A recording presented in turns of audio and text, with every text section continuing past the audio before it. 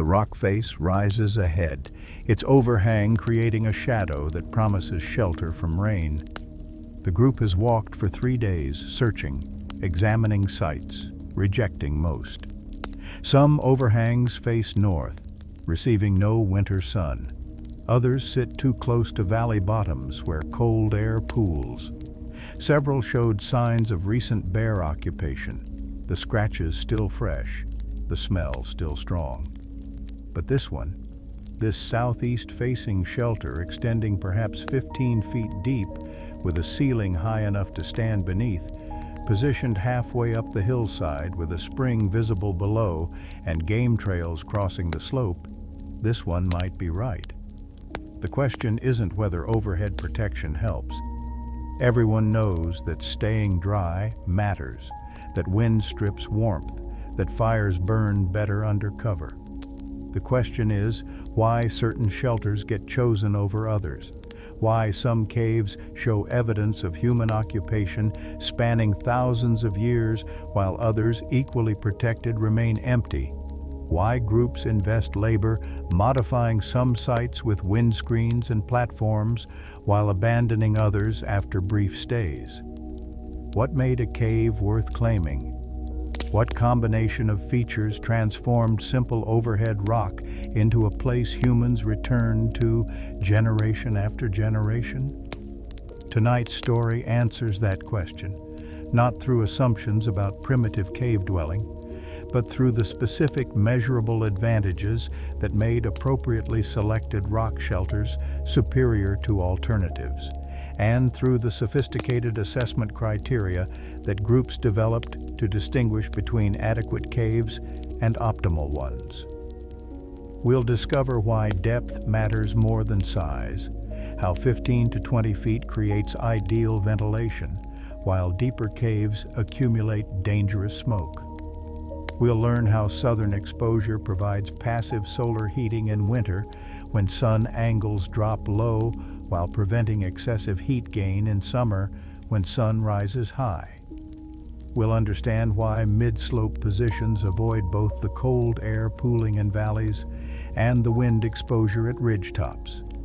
We'll see how proximity to water within half a mile balanced convenience against flooding risk. We'll explore how limited entry points transformed defensive requirements from impossible 360-degree vigilance into manageable single-entrance monitoring. We'll examine how rock thermal mass absorbs daytime heat and radiates it through 6 to 12 hours of night, maintaining interior temperatures 5 to 15 degrees warmer than outside. We'll trace how moisture accumulation made some geologically identical caves uninhabitable, while others remain dry and comfortable. We'll recognize how natural light penetration determined which activities could occur where, concentrating detailed work in well-lit entrance zones. We'll follow how acoustic properties amplified communication and possibly contributed to caves becoming special places for art and ritual. This isn't a story about primitives randomly occupying whatever caves they stumbled upon. It's about sophisticated environmental assessment, evaluating multiple factors simultaneously. Solar geometry, and how entrance orientation determined passive heating and cooling. Thermal physics, and how rock mass moderated temperature extremes. Fluid dynamics, and how cold air drainage created frost pockets in valleys while mid-elevation stayed warmer. Ventilation principles, and how smoke rose and escaped in shallow depths but accumulated dangerously in deep caves. Predator behavior, and how fire barriers and narrow passages provided security. Resource distribution, and how water, game, and toolstone proximity determined site viability. It's about how these factors interacted, how a cave might excel in sun exposure but fail in moisture control, succeed in defensive position but lack adequate ventilation, provide perfect depth but sit too far from water, forcing groups to weigh advantages against limitations and select sites offering the best overall balance. If you drift off before the story ends, That's perfect. These words are here to carry you gently toward rest. If you find comfort here, consider subscribing so there's always another story waiting. And if you'd like to support this work, there's a link below. For now, though, just settle in, get comfortable, let the modern world fade. We're going back to the moment when humans stood at potential shelter sites and evaluated what they saw, when they learned to read landscapes for thermal advantages and drainage patterns, when they understood that caves weren't simply holes in rock, but complex environments whose characteristics determined whether occupation would be comfortable or miserable, healthy or dangerous. And we're discovering together how cave selection involved not instinct or desperation, but rather careful multi-factor analysis, balancing weather protection against ventilation needs, thermal comfort against moisture problems, defensive advantages against resource access, demonstrating that even tens of thousands of years ago, humans applied sophisticated reasoning to habitat evaluation, one thoughtfully chosen shelter at a time, until knowledge about optimal site characteristics became cultural wisdom transmitted across generations, ensuring that the best caves continued serving human needs across thousands of years of repeated occupation. The overhang extends perhaps 15 to 20 feet from where rain begins to fall straight through open air to where the ceiling stone meets the packed earth floor at the back, creating a space that feels neither fully enclosed like the deep darkness of true caves, nor completely exposed like sleeping under open sky,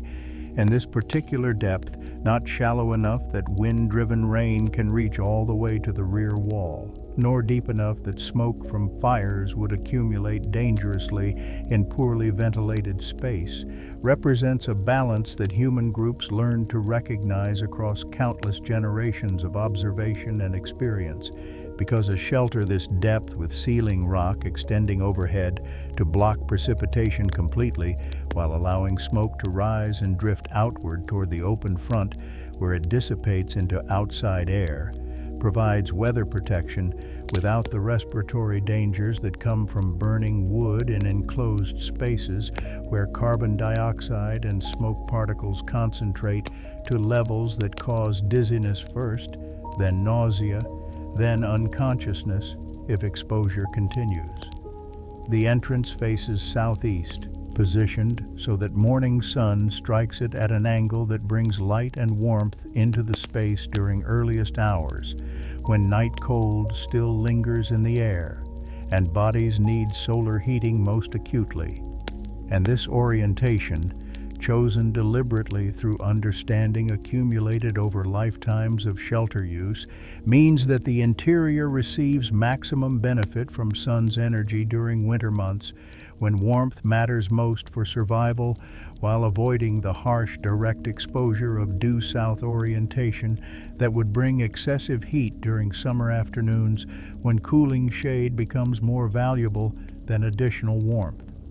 Rain strikes the rock ceiling and runs along its surface, following slight depressions and cracks that channel water outward rather than allowing it to drip steadily into the living space below.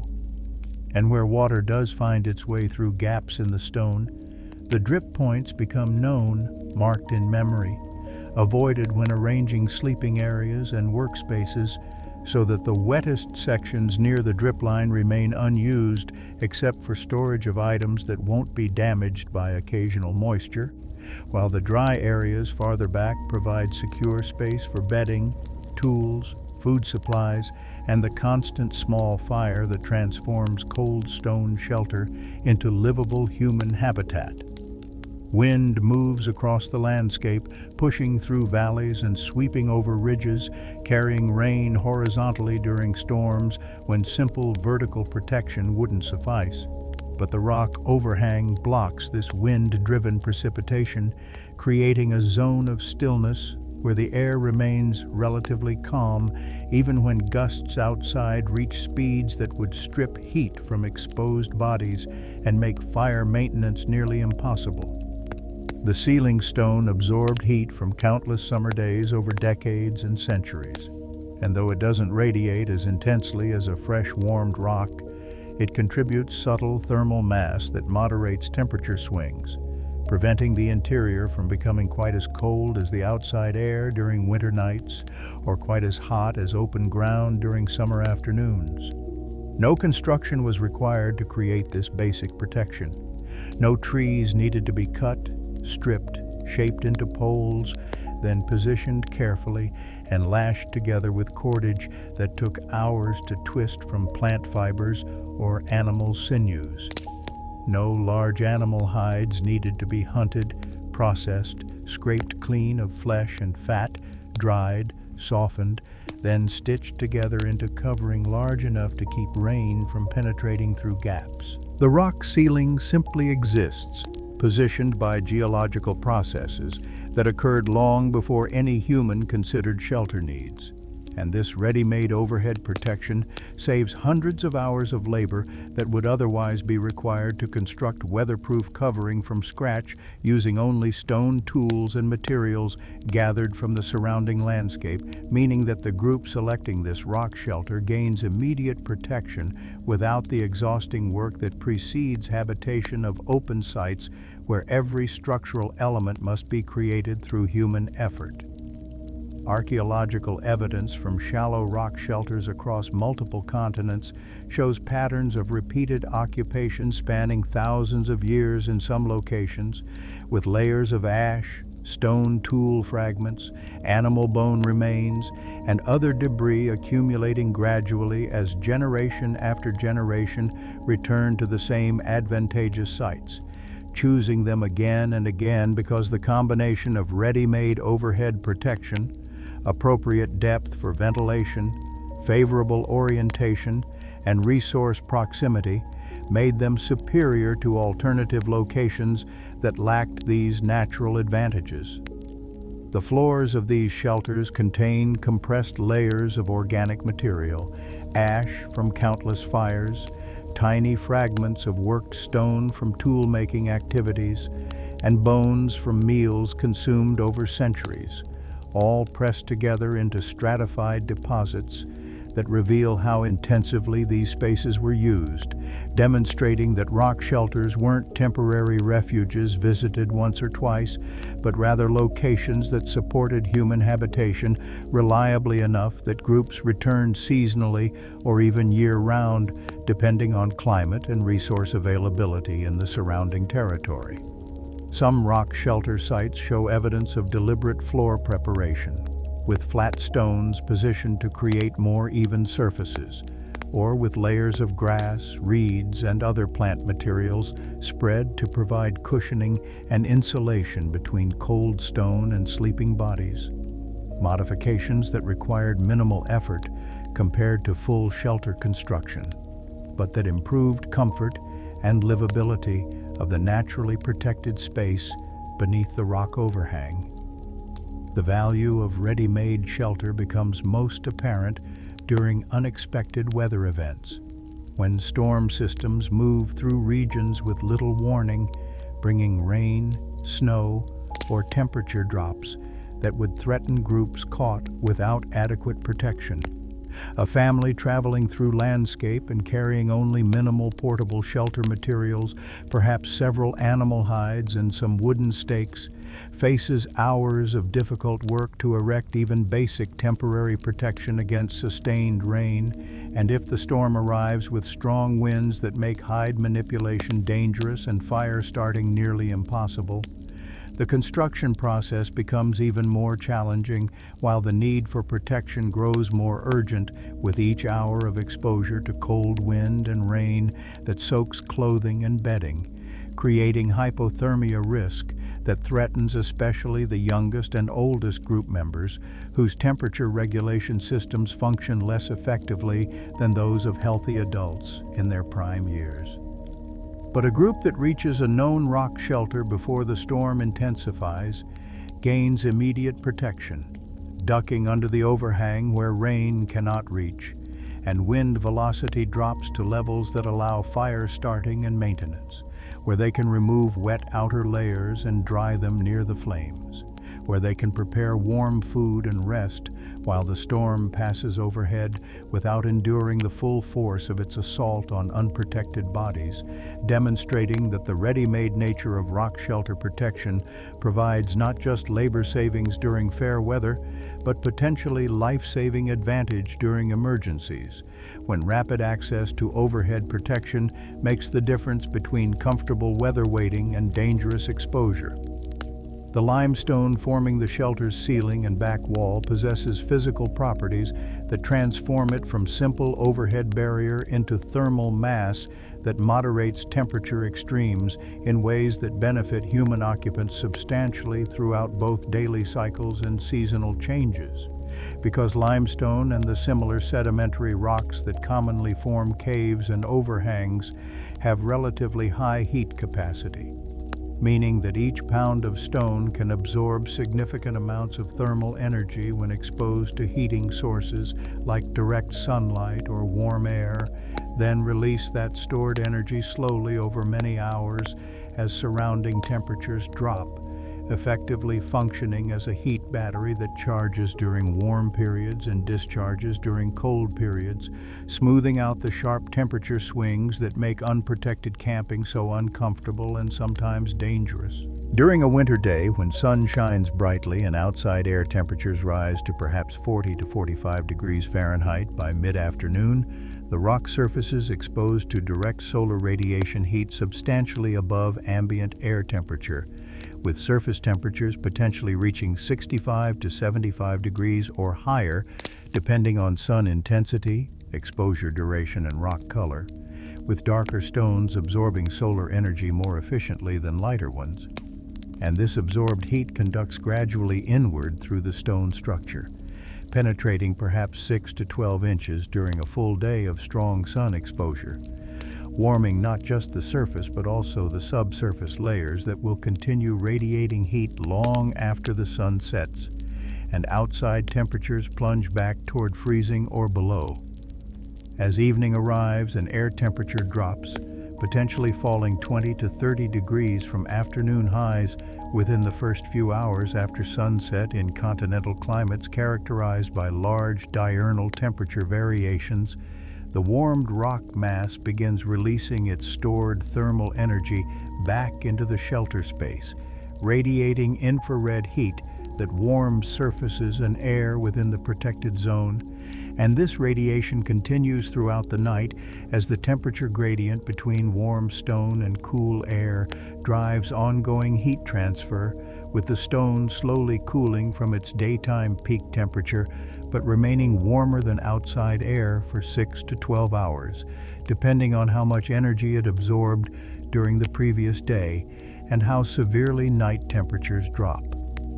Experimental measurements and archaeological modeling studies suggest that a shallow rock shelter with good southern exposure receiving strong winter sun during the day can maintain interior temperatures 5 to 15 degrees Fahrenheit warmer than exterior ambient temperature during nighttime hours,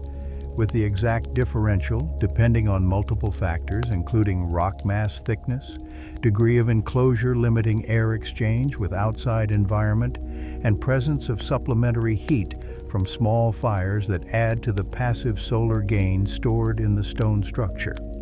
A shelter interior maintaining 45 to 50 degrees,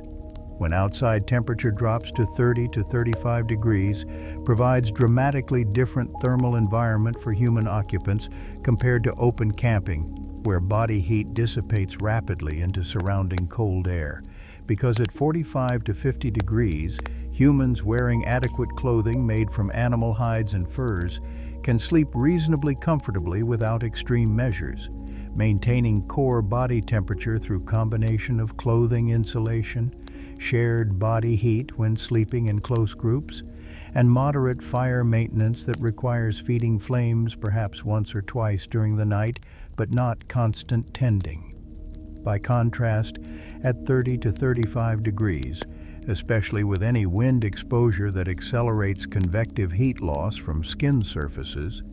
inadequately sheltered humans face significant hypothermia risk that requires either massive fire maintenance throughout the night, consuming enormous quantities of firewood that must be gathered, transported, and stored in advance, and requiring someone to remain awake constantly to feed the flames and prevent them from dying during the coldest pre-dawn hours when body temperature naturally drops to its daily minimum and sleep depth reaches its maximum, making awakening to tend fire especially difficult and exhaustion-induced sleep through the fire dying a real danger, or alternatively requires such heavy layering of clothing and bedding materials that mobility becomes restricted, carrying loads becomes burdensome, and the total weight of animal hides needed to provide equivalent insulation through covering alone,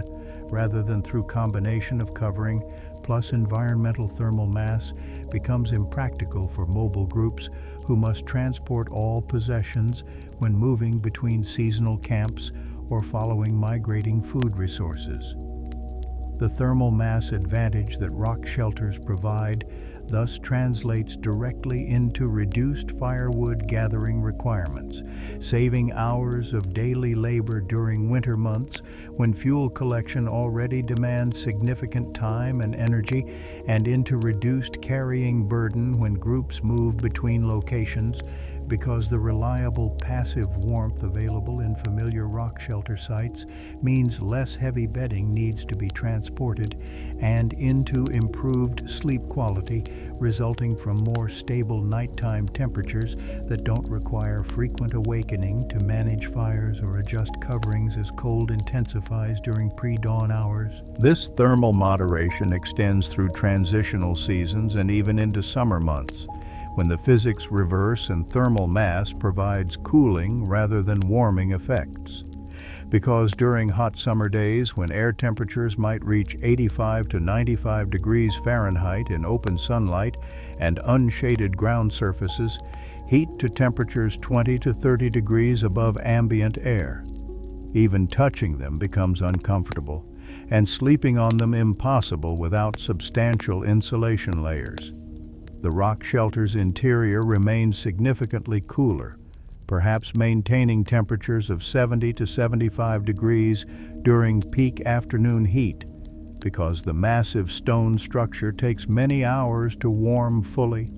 and the shaded position under the overhang prevents direct solar heating of the shelter floor and back wall, creating a zone of relative coolness that provides relief from oppressive exterior heat, much as the same structure provided relative warmth during winter's cold. During summer nights, when outside temperatures might remain in the 60s or 70s in many temperate regions, making sleep uncomfortable in the still, warm air, especially in humid conditions where evaporative cooling through perspiration becomes less effective, the rock shelter that stayed cool during the day radiates that coolness into the night, helping to create slightly lower interior temperatures and better air circulation patterns that improve comfort for sleeping bodies that generate their own metabolic heat continuously, with adult humans producing roughly 100 watts of heat even during sleep, equivalent to a bright incandescent light bulb,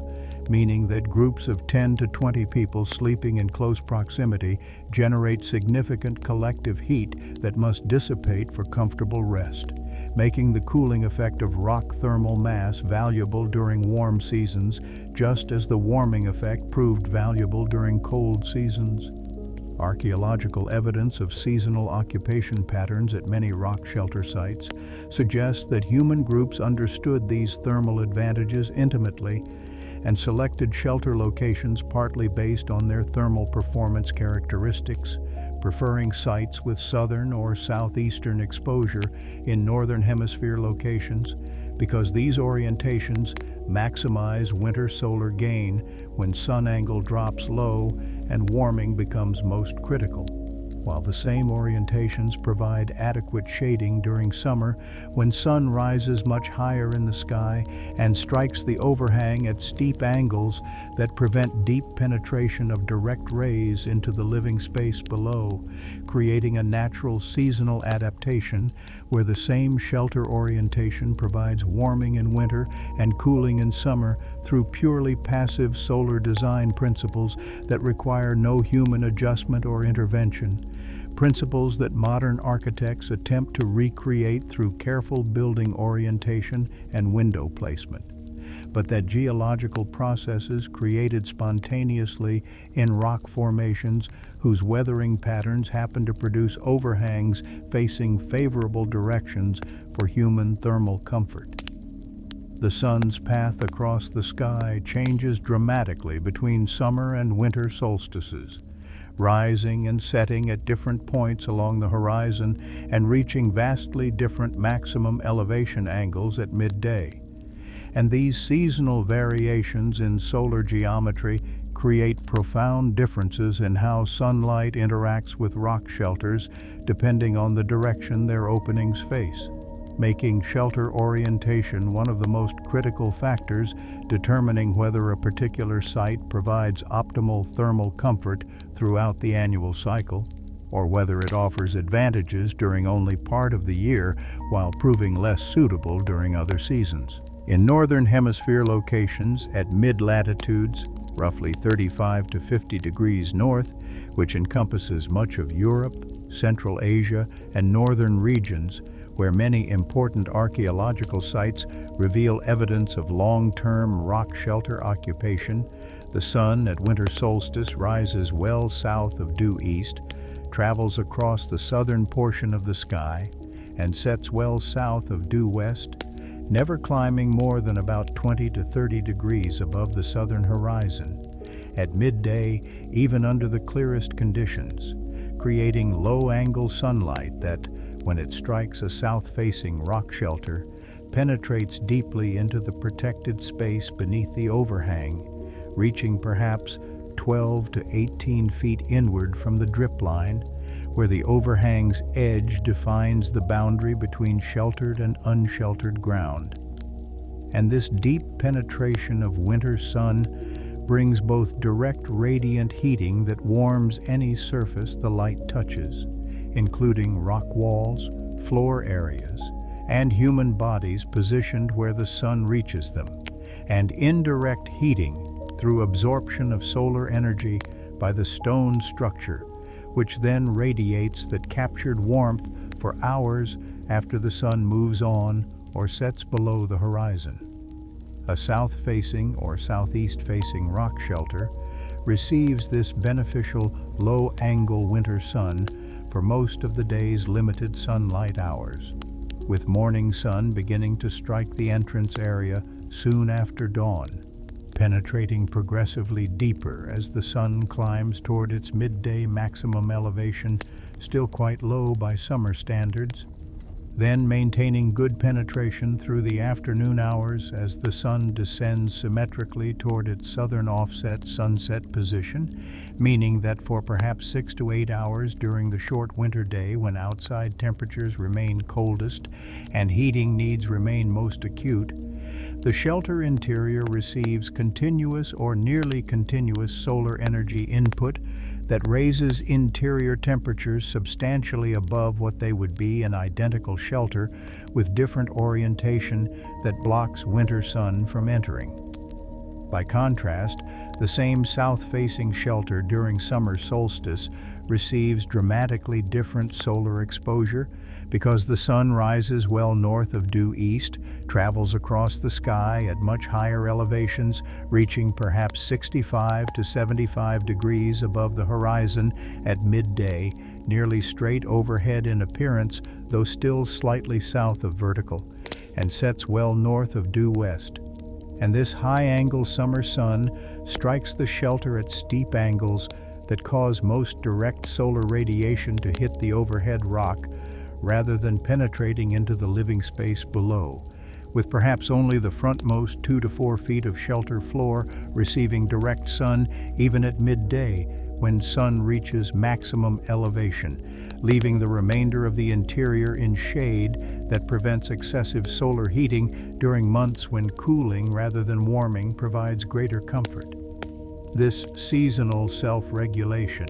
where the same shelter orientation that maximizes beneficial solar gain during winter automatically minimizes excessive solar gain during summer without requiring any human intervention or structural modification, represents a sophisticated passive solar design that groups learn to recognize and value through experience spanning many generations. Observing that certain shelter sites remained comfortably warm during winter while others stayed cold despite similar apparent protection, and that certain sites remained tolerably cool during summer, while others became stifling, and gradually understanding through accumulated observation that the direction a shelter faces determines its thermal performance across seasons in predictable patterns that allow informed site selection based on orientation assessment. Archaeological concentrations of evidence showing repeated human occupation appear disproportionately in south-facing and southeast-facing rock shelters in northern hemisphere sites, with noticeably less intensive occupation of north-facing shelters that receive minimal direct sun during winter months when solar heating would provide maximum survival benefit, suggesting that prehistoric groups understood and actively selected for favorable solar orientation when choosing among available shelter options in any given region, preferring sites that offered winter warming over sites that lacked this advantage, even when other factors like size, dryness, or proximity to water might be comparable. The difference in interior temperature between optimally oriented and poorly oriented rock shelters can reach 10 to 15 degrees Fahrenheit during sunny winter days, transforming a cold 40-degree space into a tolerably comfortable 50 to 55-degree space where humans can work, eat, and rest without suffering from cold stress that drains energy, reduces manual dexterity, and eventually threatens health if exposure continues for days and weeks. And this temperature difference comes entirely from passive solar geometry, without requiring any additional fuel consumption or human effort beyond the initial selection of appropriately oriented site, making it a pure gain in thermal comfort achieved through nothing more than understanding how sun moves across sky at different times of year and choosing shelter positions accordingly. Groups that occupied well-oriented shelters during winter months could reduce their firewood gathering requirements substantially compared to groups in poorly oriented shelters who needed larger, hotter fires maintained for longer periods each day to achieve comparable interior warmth. And this reduction in fuel needs translated into more time available for other activities, less exposure to cold and danger during wood-gathering expeditions,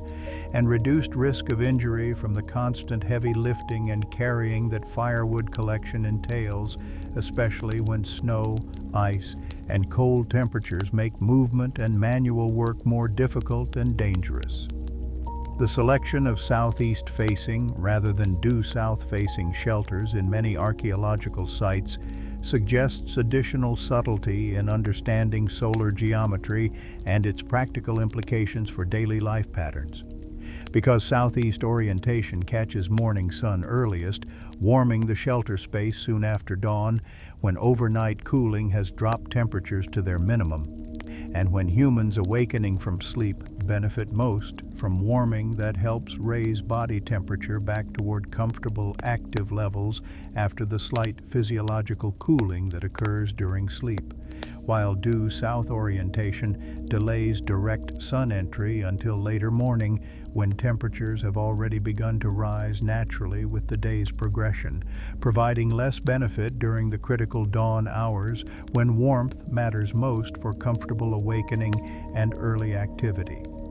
The southeast orientation also helps dry morning dew and frost more quickly in the shelter entrance area where people must move in and out, preventing the accumulation of ice and wet conditions that make foot traffic hazardous and that contribute to moisture problems inside the shelter if wet footwear and clothing bring dampness into the living space with each entry, demonstrating that orientation selection involved consideration of multiple practical factors beyond simple maximization of total solar energy input, including timing of sun arrival relative to daily activity patterns and secondary effects on moisture management that influenced overall livability and safety of the shelter environment through both direct and indirect mechanisms. The landscape offers no inherent safety during darkness when predators hunt most actively, and when human vision becomes least effective, leaving groups camping in open locations vulnerable to approach from any direction through full 360-degree circle surrounding their position, requiring constant vigilance that exhausts watchers and leaves others unable to fully relax into deep restorative sleep. Because some portion of awareness must remain alert for sounds or movements indicating potential danger. And this perpetual vigilance carries metabolic cost in the form of stress hormones that remain elevated,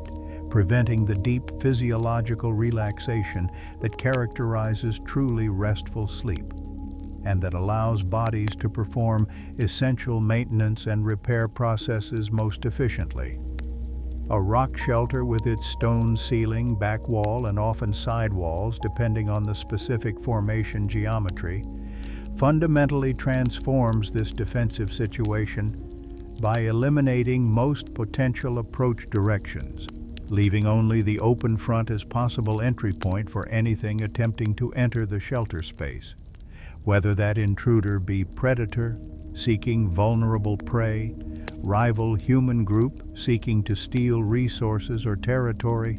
or dangerous megafauna like cave bears or lions that might claim the shelter for their own occupation and view humans as competitors to be displaced or eliminated. This reduction from 360-degree vulnerability to single-direction monitoring requirement represents massive decrease in defensive burden, allowing groups to position their fire, their alert members, and their limited defensive weapons at the single entrance point where all threats must approach if they wish to enter, creating a defensive focus that multiplies the effectiveness of available human resources compared to the diffuse, multi-directional vigilance required in open camping. The fire placed near the shelter entrance serves multiple defensive functions simultaneously, providing light that extends human vision into the darkness beyond the shelter, where firelight reflects from eyes of animals watching from the shadows, allowing identification of potential threats before they close to dangerous proximity, and providing psychological barrier that most predators instinctively avoid, having learned through evolutionary time or individual experience that fire causes pain, and that approaching too close to flames leads to burned paws, singed fur, and associated negative experiences that create strong avoidance conditioning, making a well-maintained entrance fire into a barrier almost as effective as a physical wall for deterring predatory approach by wolves, hyenas, large cats, and other carnivores that might otherwise view sleeping humans as vulnerable prey worth investigating and potentially attacking if opportunity seems favorable. Archaeological evidence from numerous rock shelter sites shows hearth features positioned strategically near entrance areas, often slightly to one side rather than directly blocking the entry path to allow human passage while still maintaining fire barrier effect. And some sites show evidence of stone arrangements that may have served to partially block entrance areas while still allowing smoke escape and human access,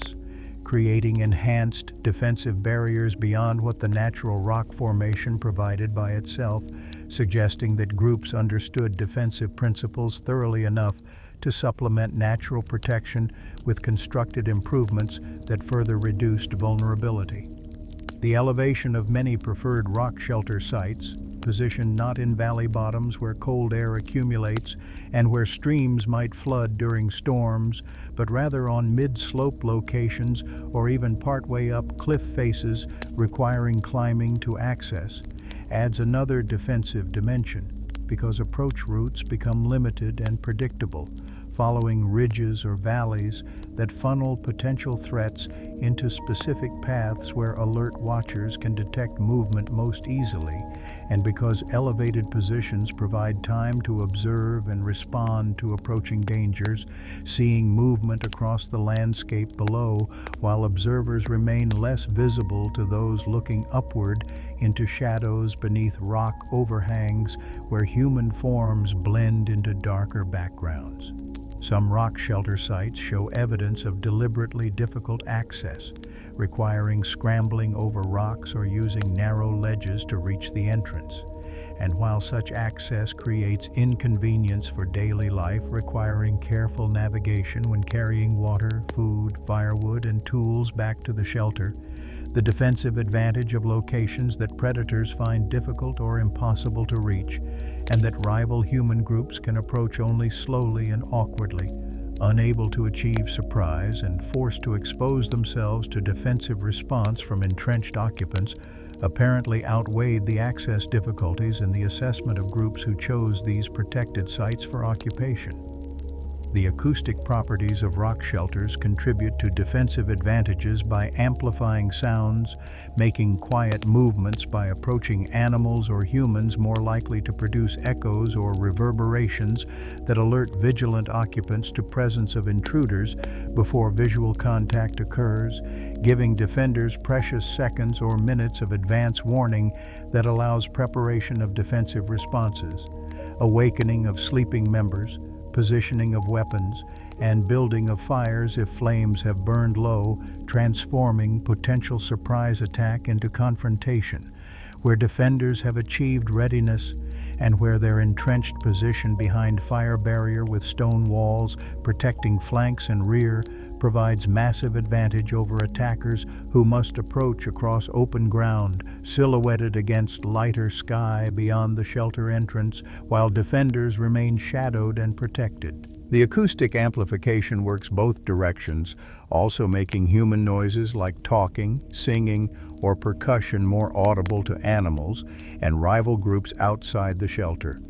And this may have served additional defensive function by advertising human presence and group size through vocal and other sounds that suggested the shelter was occupied by numerous individuals capable of mounted defense, potentially deterring investigation by predators or rivals who might have approached more closely if they believed the shelter held only small, vulnerable group unable to offer effective resistance to determined attack. Archaeological evidence from some rock shelter sites includes weapon points, both stone projectile tips and heavier spear points, found near entrance areas where they may have been kept ready for defensive use, along with quantities of throwing stones, naturally rounded rocks suitable for use as projectiles that could be hurled at approaching threats, stockpiled near entrance positions where defenders could access them quickly during attacks, suggesting that groups prepared deliberately for defensive situations and maintained ready supplies of defensive implements positioned for rapid access, rather than relying solely on passive deterrence through fire and presence, demonstrating sophisticated understanding that while rock shelters provided substantial defensive advantages through limited access points and protected positions, these advantages required active exploitation through prepared defenses and organized response to threats, rather than providing complete safety through geography alone. The defensive benefits of rock shelter occupation extended beyond immediate physical protection to include psychological effects that allowed deeper, more restful sleep compared to the light, vigilant sleep necessary in exposed camping situations, because the combination of stone walls eliminating most approach directions, fire barriers deterring predatory approach, elevated positions providing warning time, and group cooperation enabling watch rotation that ensured constant vigilance without requiring everyone to remain alert simultaneously, created sense of relative security that allowed bodies to relax more completely during sleep periods, releasing into deeper sleep stages where essential restorative processes occur most effectively, improving overall health, energy levels, and cognitive function through better sleep quality achieved night after night throughout periods of rock shelter occupation. The depth of a cave or rock shelter determines not merely how much protected space exists for human occupation, but more critically, whether fire can be safely maintained within that space, or whether smoke and combustion gases accumulate to dangerous concentrations that make fire use impossible or deadly. And this ventilation consideration often proved more important to shelter selection than simple size or weather protection capacity. Because without the ability to maintain fire safely, a shelter loses most of its value for human occupation, since fire provides not just warmth and light, but also cooking capacity that makes many foods more digestible and nutritious. Protection from predators through the visual and psychological barrier that flames create, and the social focus around which group activities organize during long hours of darkness, making fire-compatible ventilation a non-negotiable requirement for any shelter site intended for more than brief emergency refuge.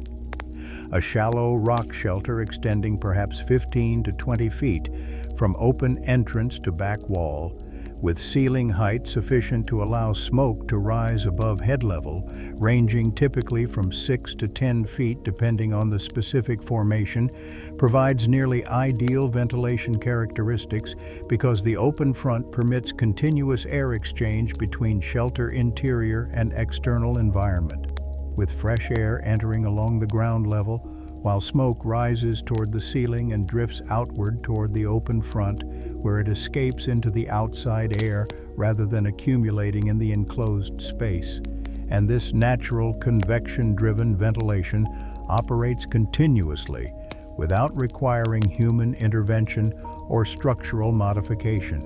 automatically clearing smoke as long as the fire remains relatively small and well-positioned to maximize upward smoke travel without creating excessive turbulence that might redirect smoke back down into breathing zones. Deeper caves extending 50, 100 or more feet from entrance to back wall present progressively more difficult ventilation challenges because the distance smoke must travel to reach the open entrance and escape increases, while the driving force behind air circulation,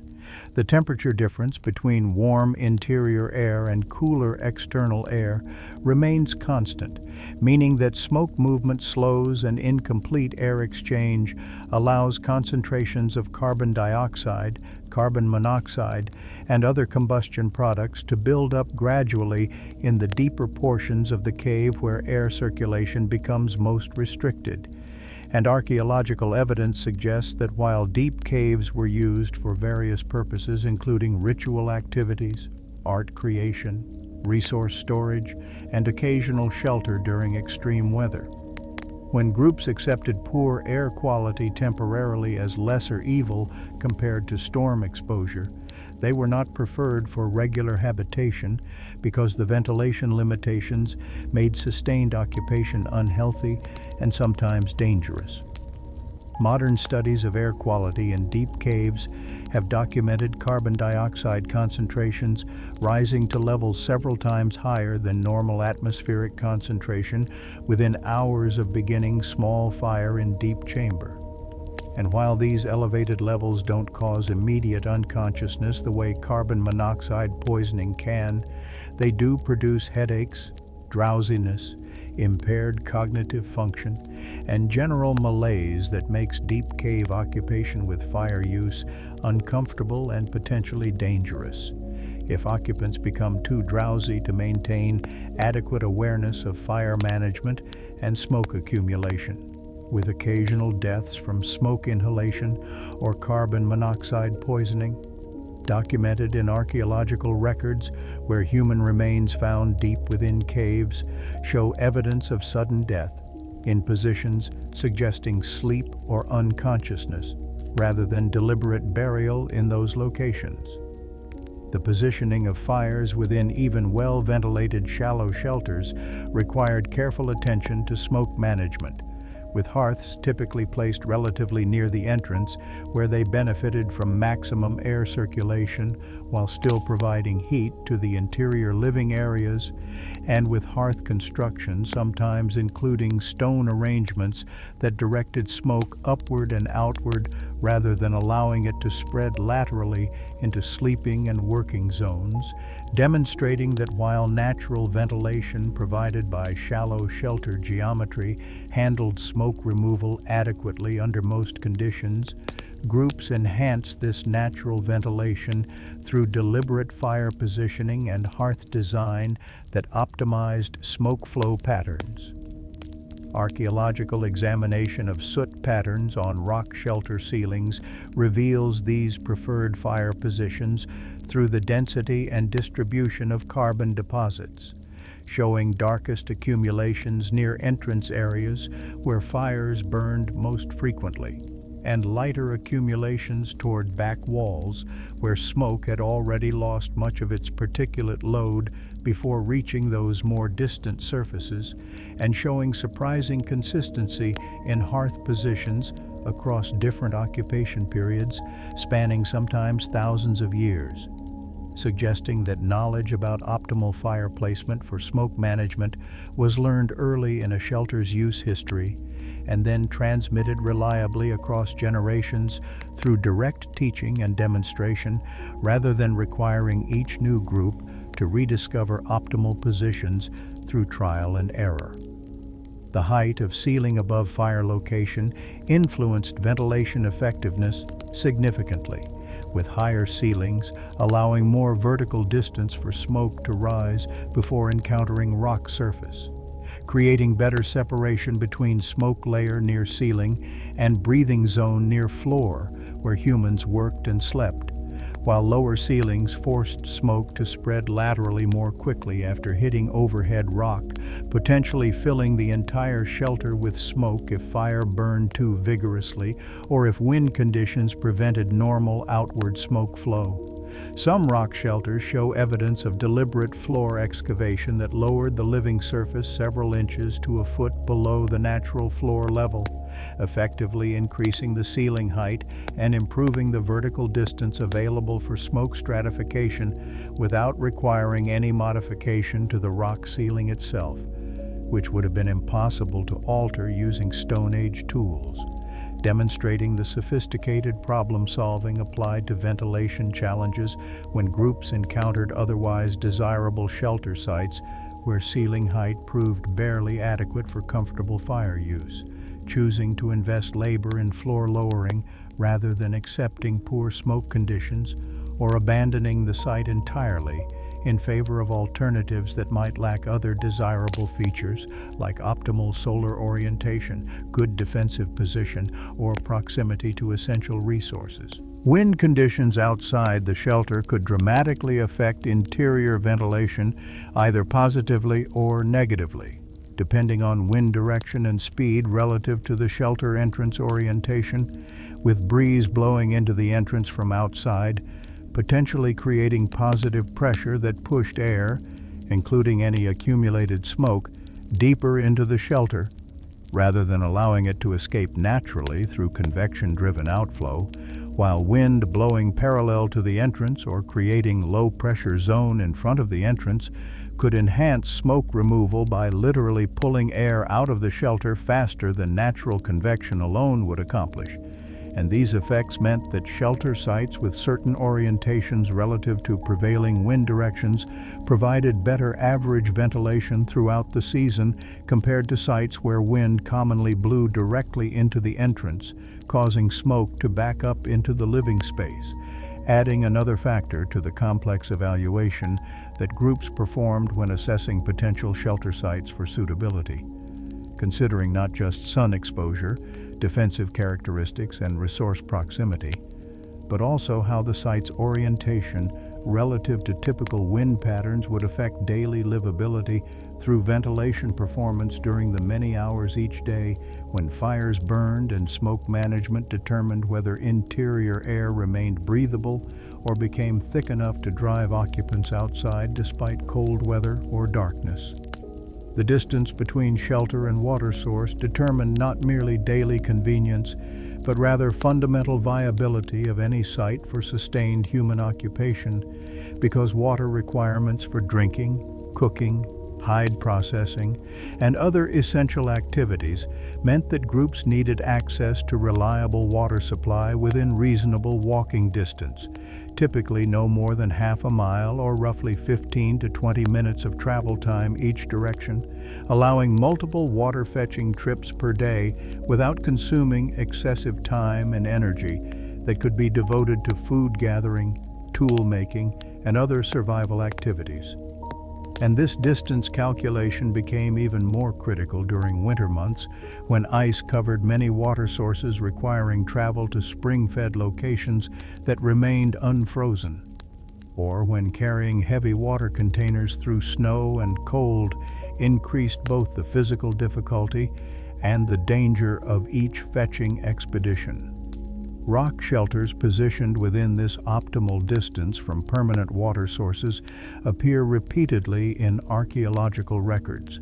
while shelters located farther from water show evidence of less intensive or more seasonal occupation, suggesting that groups understood water proximity as essential criterion in shelter selection and were willing to accept slight disadvantages in other characteristics like size or sun exposure if a site offered superior water access compared to alternatives in the same region. Springs that flowed year-round regardless of seasonal drought or winter freezing represented particularly valuable water sources, and shelters near such springs often show evidence of extremely long occupation histories spanning thousands of years as generation after generation returned to sites that combined overhead protection with reliable water access, creating archaeological deposits of exceptional depth and richness that document how human technology, tool styles, and subsistence strategies evolved over millennia, while the basic locational advantage of good shelter plus reliable water remained constant. The quality of water available near shelter sites mattered as much as mere proximity, because while any water could be consumed in emergency, water sources that were clear, cool, and free from excessive mineral content or organic contamination provided better taste and likely reduced illness from waterborne pathogens. Though groups lacked modern understanding of microbiology and probably evaluated water quality through direct sensory assessment of clarity, smell, and taste rather than through knowledge of bacterial content, nevertheless arriving at preferences that generally favored cleaner water sources over muddy, stagnant, or foul-smelling alternatives. Spring water emerging from rock formations often met these quality criteria better than surface water from streams or ponds that could become contaminated with animal waste, decaying vegetation, or sediment stirred up by storms,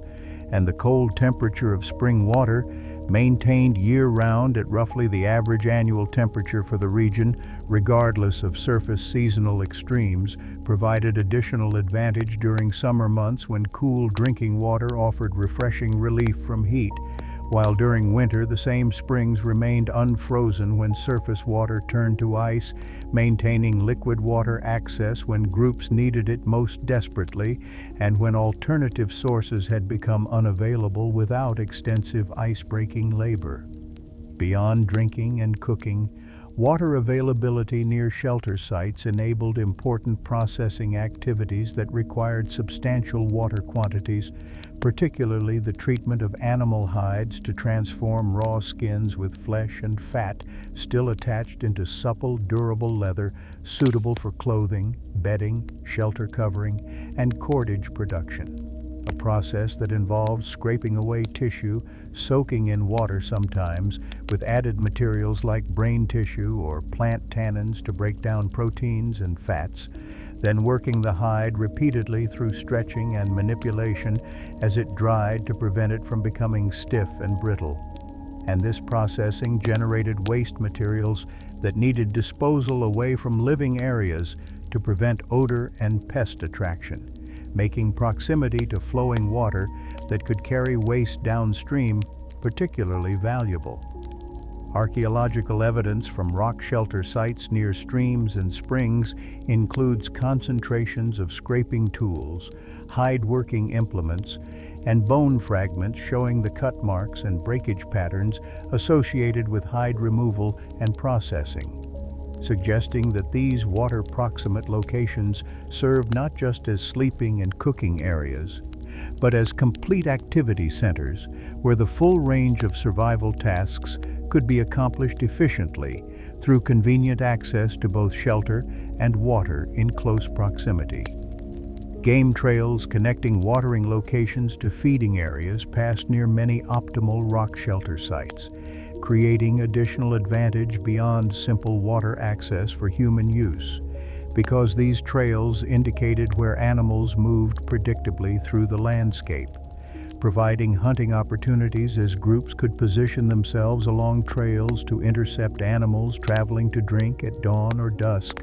when many species were most active, and could observe animal movements from elevated shelter positions to learn patterns of migration, feeding, and behavior that informed hunting strategies. The convergence of multiple factors, overhead protection from rock shelter, reliable water from nearby spring or stream, and game trails providing hunting access, created prime habitation sites that supported human groups more successfully than locations offering only one or two of these advantages.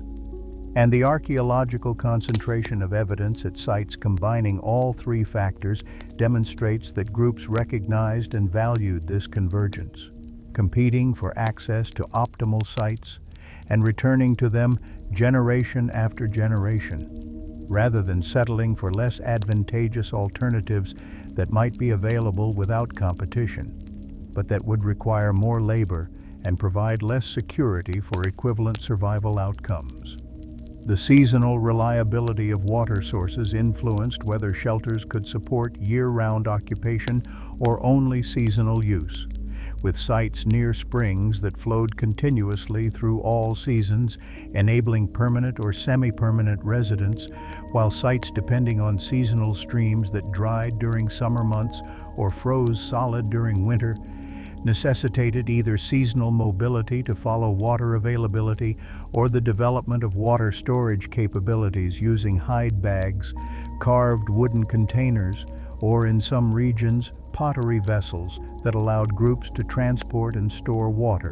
extending the viable distance between shelter and water source from the immediate half-mile maximum for daily direct fetching to perhaps several miles if stored water could sustain the group for days between collection trips.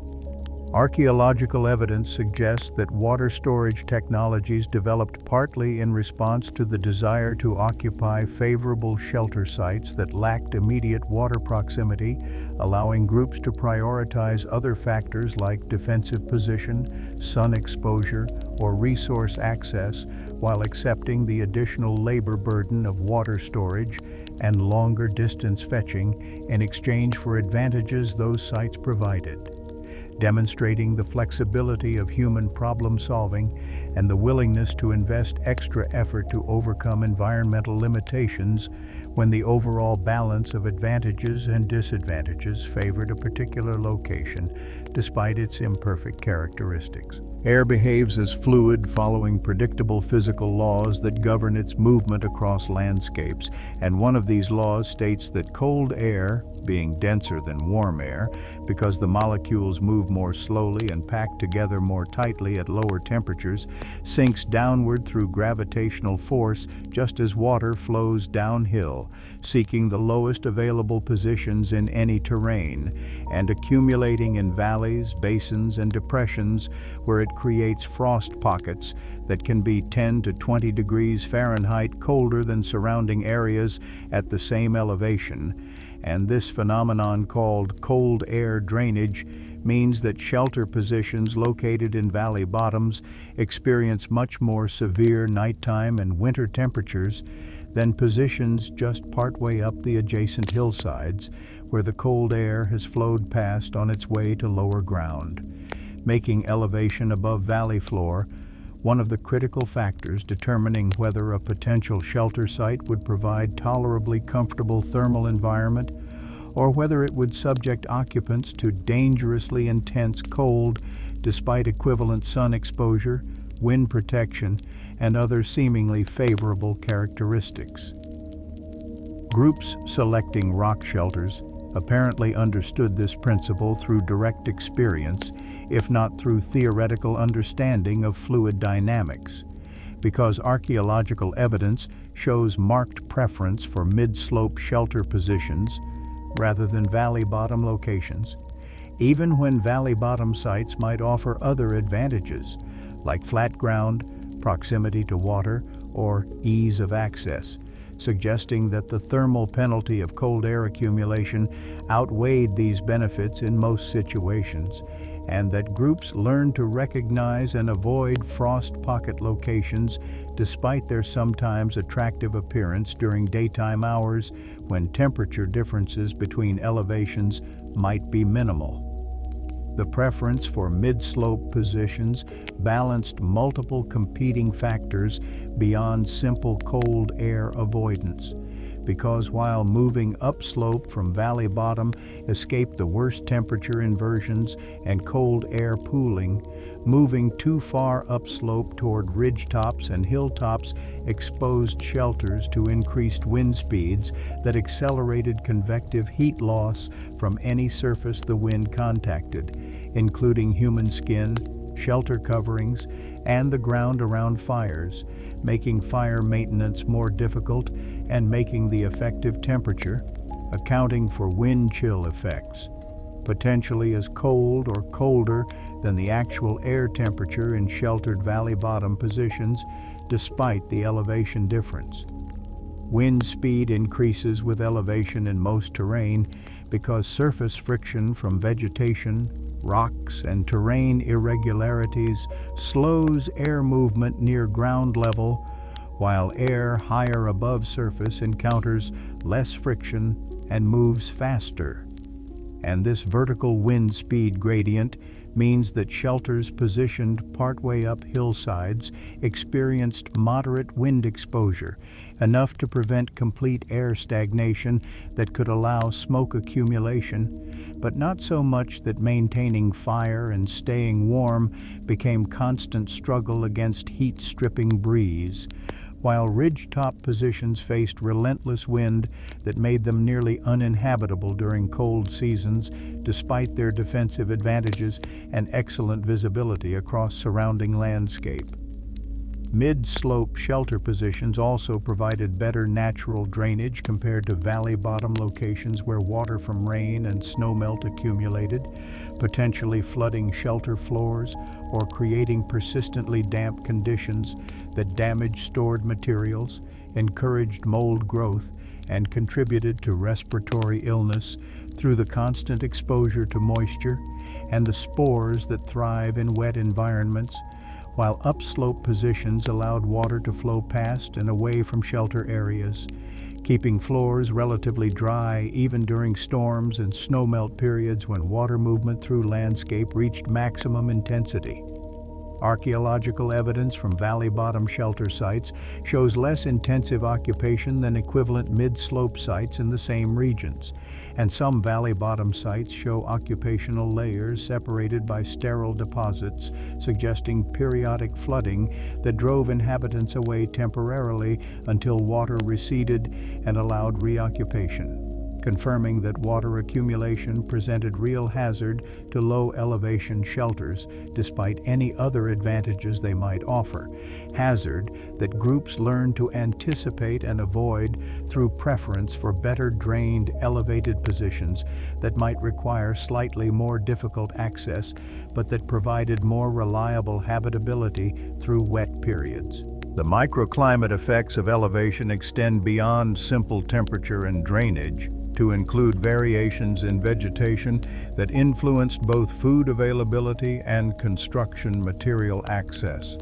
with valley bottoms often supporting different plant communities than mid-slopes, which in turn differed from ridgetop vegetation, creating a mosaic of resource zones accessible from mid-slope shelter positions without requiring travel to extreme low or high elevations. And this resource diversity may have contributed to the prehistoric preference for mid-slope positions beyond their thermal and drainage advantages, allowing efficient exploitation of multiple vegetation zones through short foraging trips, upslope or downslope, from a centrally positioned shelter base.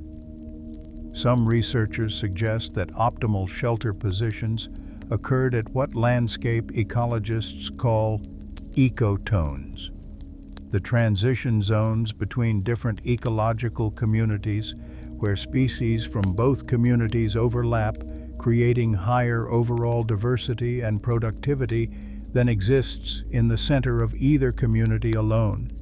And if mid-slope positions frequently coincided with ecotones between valley bottom and upslope vegetation, then the archaeological concentration of shelter sites at these elevations might reflect sophisticated resource optimization, positioning groups where they could access maximum variety of plant and animal foods through minimum travel distances from their sheltered base camps. The visual advantages of mid-slope positions deserve consideration alongside thermal and resource factors, because elevation provides extended sight lines across landscape below, allowing observation of animal movements, weather approaching, smoke from other human groups' camps, and other information valuable for survival planning, while still maintaining reasonable concealment from observers below, where shelter entrances tucked under rock overhangs might be difficult to spot against the visual complexity of cliff faces and broken terrain, creating a combination of good outward visibility with limited inward visibility that offered both information-gathering advantage and defensive concealment. Archaeological analysis of viewsheds, the areas visible from particular locations, shows that many rock shelter sites commanded views of valleys, river courses, or game trails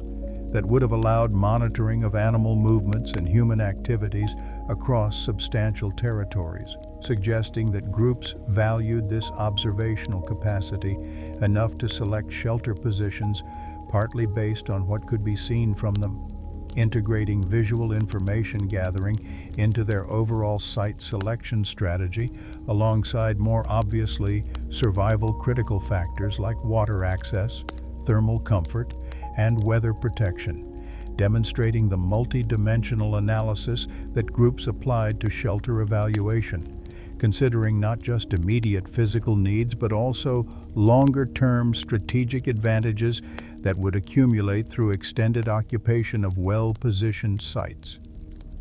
The competition for cave and rock shelter occupancy extended beyond human groups, seeking the same advantageous sites to include other animals that also recognized the protection and comfort that overhead rock and enclosed spaces provided, particularly large carnivores like cave bears, cave lions, and cave hyenas, whose common names reflect their association with cave habitation and whose fossil remains appear frequently in cave deposits, sometimes in extraordinary concentrations, suggesting that certain caves served as dens, birthing areas, or even death sites where these animals retreated when injured or ill. And this overlap in habitat preferences meant that humans seeking to occupy cave shelters often encountered previous or current animal occupants that needed to be displaced, waited out, or in some cases fought directly for control of desirable shelter sites. Cave bears represented particularly formidable competition because these massive animals, standing perhaps 12 feet tall on hind legs and weighing up to 2,000 pounds, used caves extensively for winter hibernation.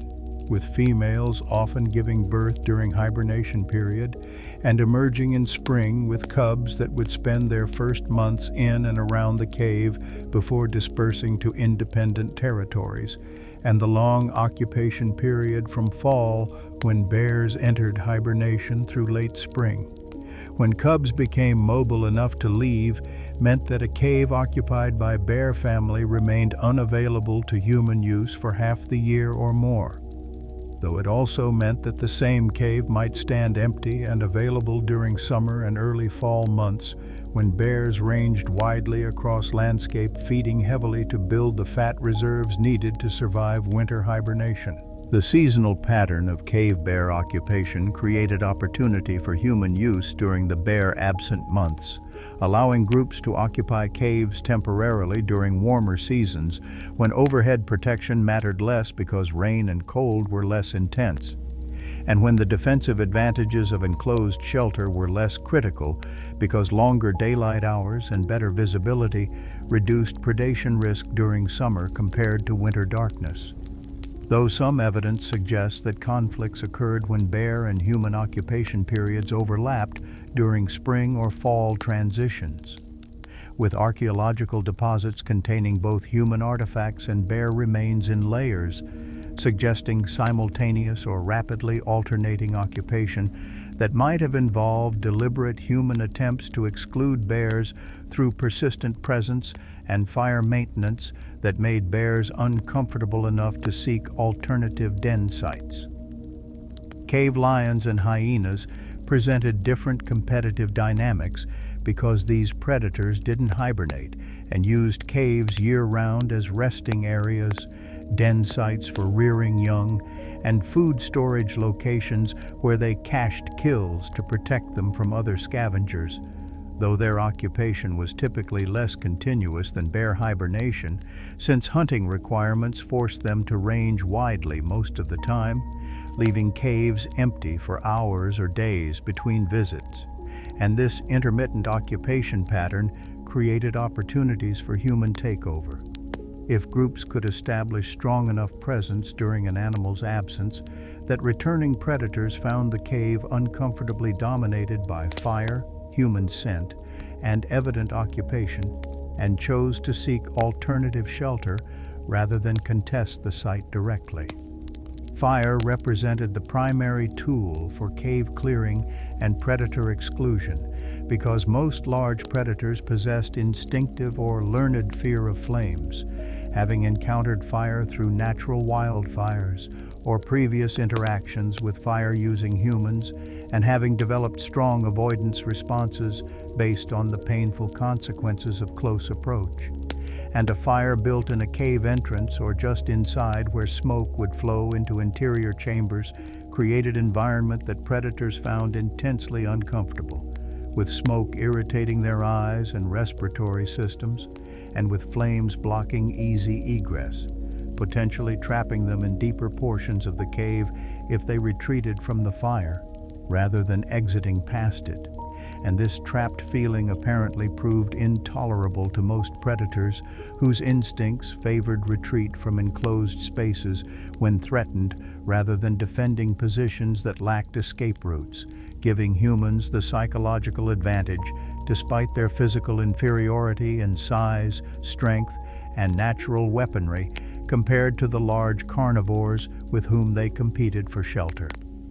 Archaeological evidence of extensive burning in some cave entrances, with soot layers and fire-cracked rocks indicating repeated intense fires, suggests deliberate cave-clearing efforts rather than simple occupation fires, with groups possibly using fire to smoke out previous occupants before establishing their own residence. And in some cases, the bone evidence includes carnivore remains showing signs of burning or butchery, suggesting that competition sometimes escalated to direct violence where predators were killed rather than merely displaced, possibly when females with cubs refused to abandon dens despite fire harassment, or when predators cornered in cave depths chose to fight rather than retreat past human-controlled entrances. The strategic timing of cave occupation relative to predator behavior patterns shows sophisticated understanding of animal ecology, with groups apparently learning that approaching caves during particular seasons, when bears were deepest in hibernation and least likely to wake and defend their dens, or when den-using carnivores were most occupied with hunting and least vigilant about den protection, increased the chances of successful takeover without violent confrontation, and that establishing strong occupation presence during these vulnerable periods for predators allowed humans to maintain control through subsequent months, even when predators might otherwise have returned to reclaim traditional den sites, as long as human occupation remained continuous enough that predators never found the caves truly empty and available for reoccupation. The need to maintain presence continuously enough to prevent predator return likely influenced group size and social organization around cave occupation, requiring sufficient people that the site never stood completely undefended even when most group members were away gathering food or materials, and possibly encouraging cooperation between related families or alliance between separate groups to share occupation burden and ensure adequate cave defense against animal competitors who would quickly reclaim sites if human presence lapsed. Some rock shelters and cave mouths, particularly those with relatively narrow or awkward entrances, requiring squeezing through tight passages or climbing over obstacles, apparently provided natural protection against certain predators whose body size or behavioral preferences made them reluctant to enter constricted spaces where they might become wedged or where they couldn't turn around easily for quick exit if threatened.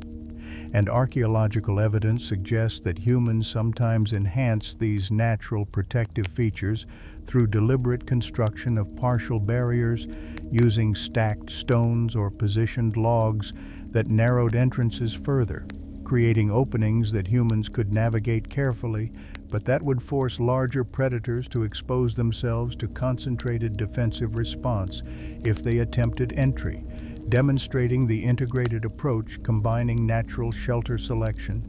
behavioral understanding of predator psychology,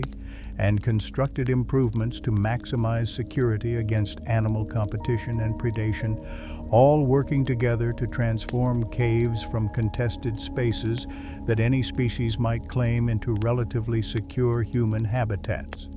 where animal intrusion became unusual rather than expected occurrence.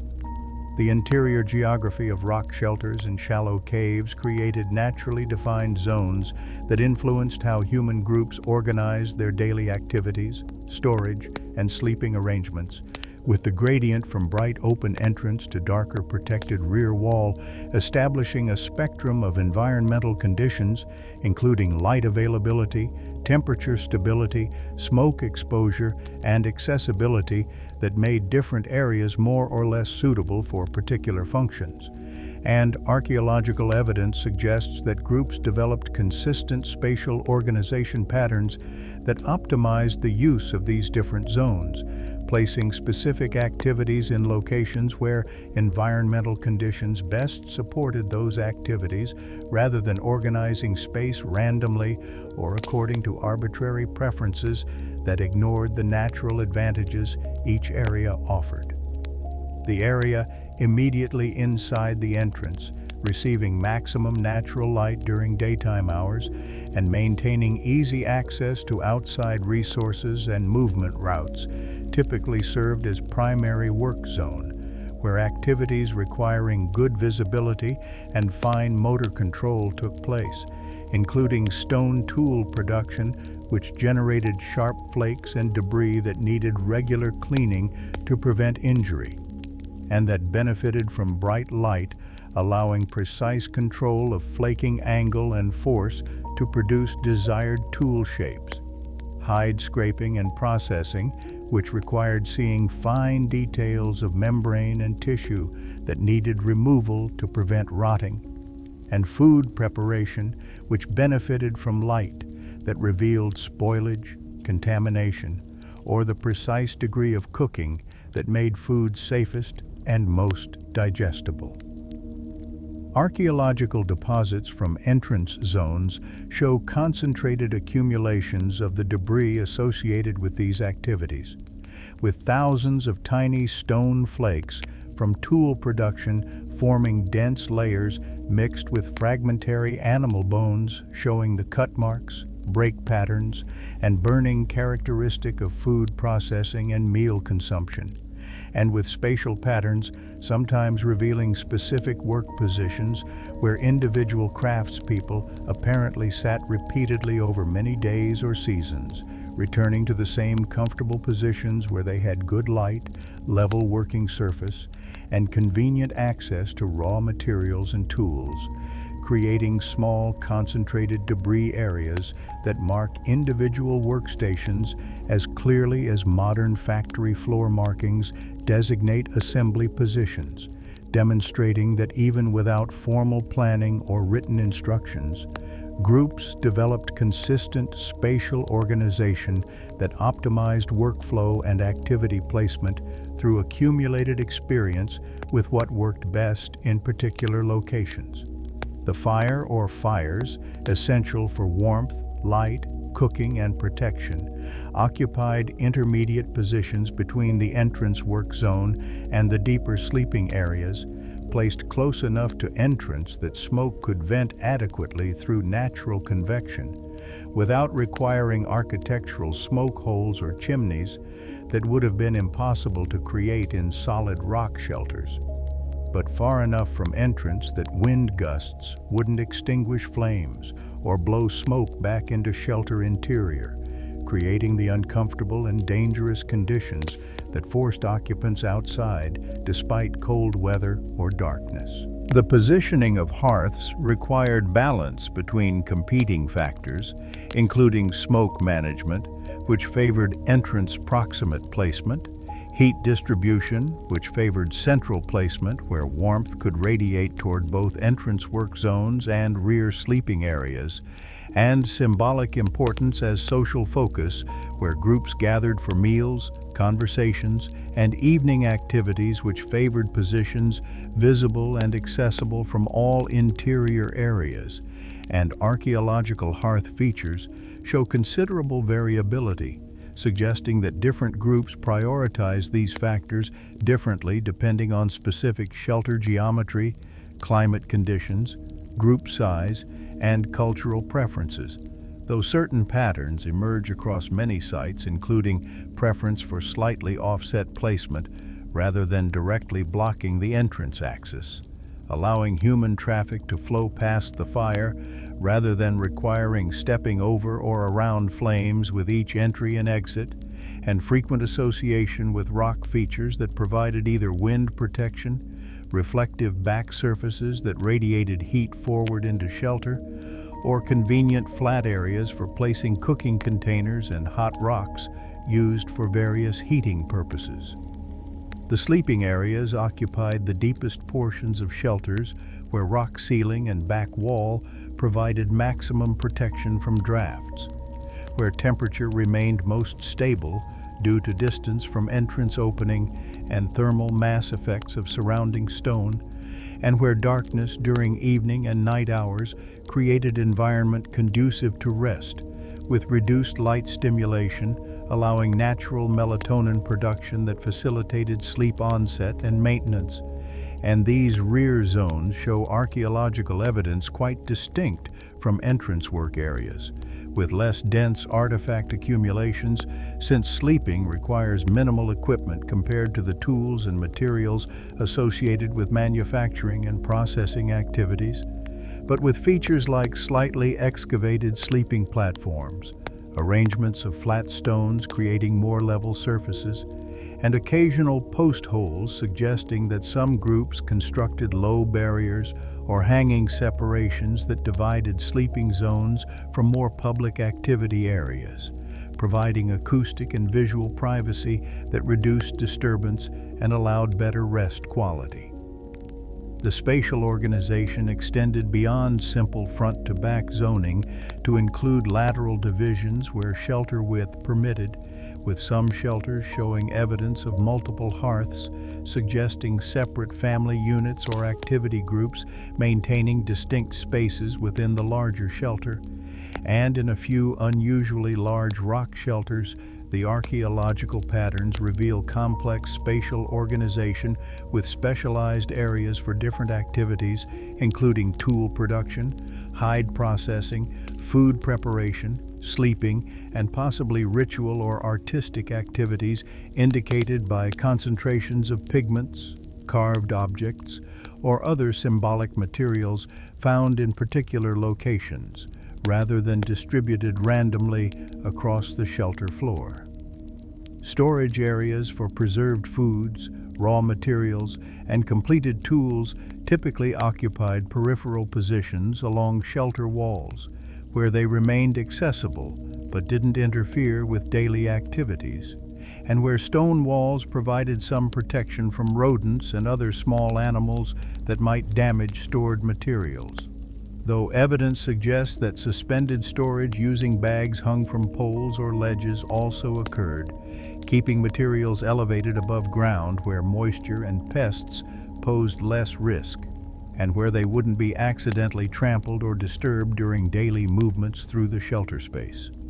The consistent patterns of spatial organization across different shelters, regions, and time periods suggest that knowledge about optimal activity placement and interior organization constituted important cultural information transmitted deliberately across generations through teaching and demonstration, rather than requiring each new group to discover effective arrangements through trial and error. And this organized approach to shelter use transformed simple overhead protection into sophisticated domestic spaces where multiple activities could occur simultaneously without excessive interference, where materials and tools could be stored systematically, enabling efficient retrieval when needed, where privacy and social interaction could be balanced through spatial separation and gathering areas, and where the natural advantages of different shelter zones were exploited intelligently to support the complex daily round of survival activities that sustained human groups through seasons and years of cave occupation. The acoustic properties of rock shelters and caves differ dramatically from open-air environments where sound waves travel outward from their source without encountering barriers until they dissipate through distance and absorption by air, vegetation, and ground surfaces. While in enclosed or semi-enclosed spaces, sound waves strike rock walls and ceilings where they reflect back into the space, creating echoes, reverberations, and standing wave patterns that amplify certain frequencies while damping others, transforming the auditory environment in ways that affected both practical communication and possibly social, artistic, and spiritual dimensions of shelter life. The hard, smooth surfaces of limestone, sandstone, and other rocks forming most caves and shelters reflect sound very efficiently with minimal absorption, unlike softer materials like wood, fabric, or vegetation that absorb significant sound energy. And this high reflectivity means that sounds produced in rock shelters persist longer and carry farther than the same sounds in open environments, with a spoken word or clap that might be audible for perhaps 50 to 100 feet outdoors, remaining clearly intelligible for several hundred feet in a large cave system,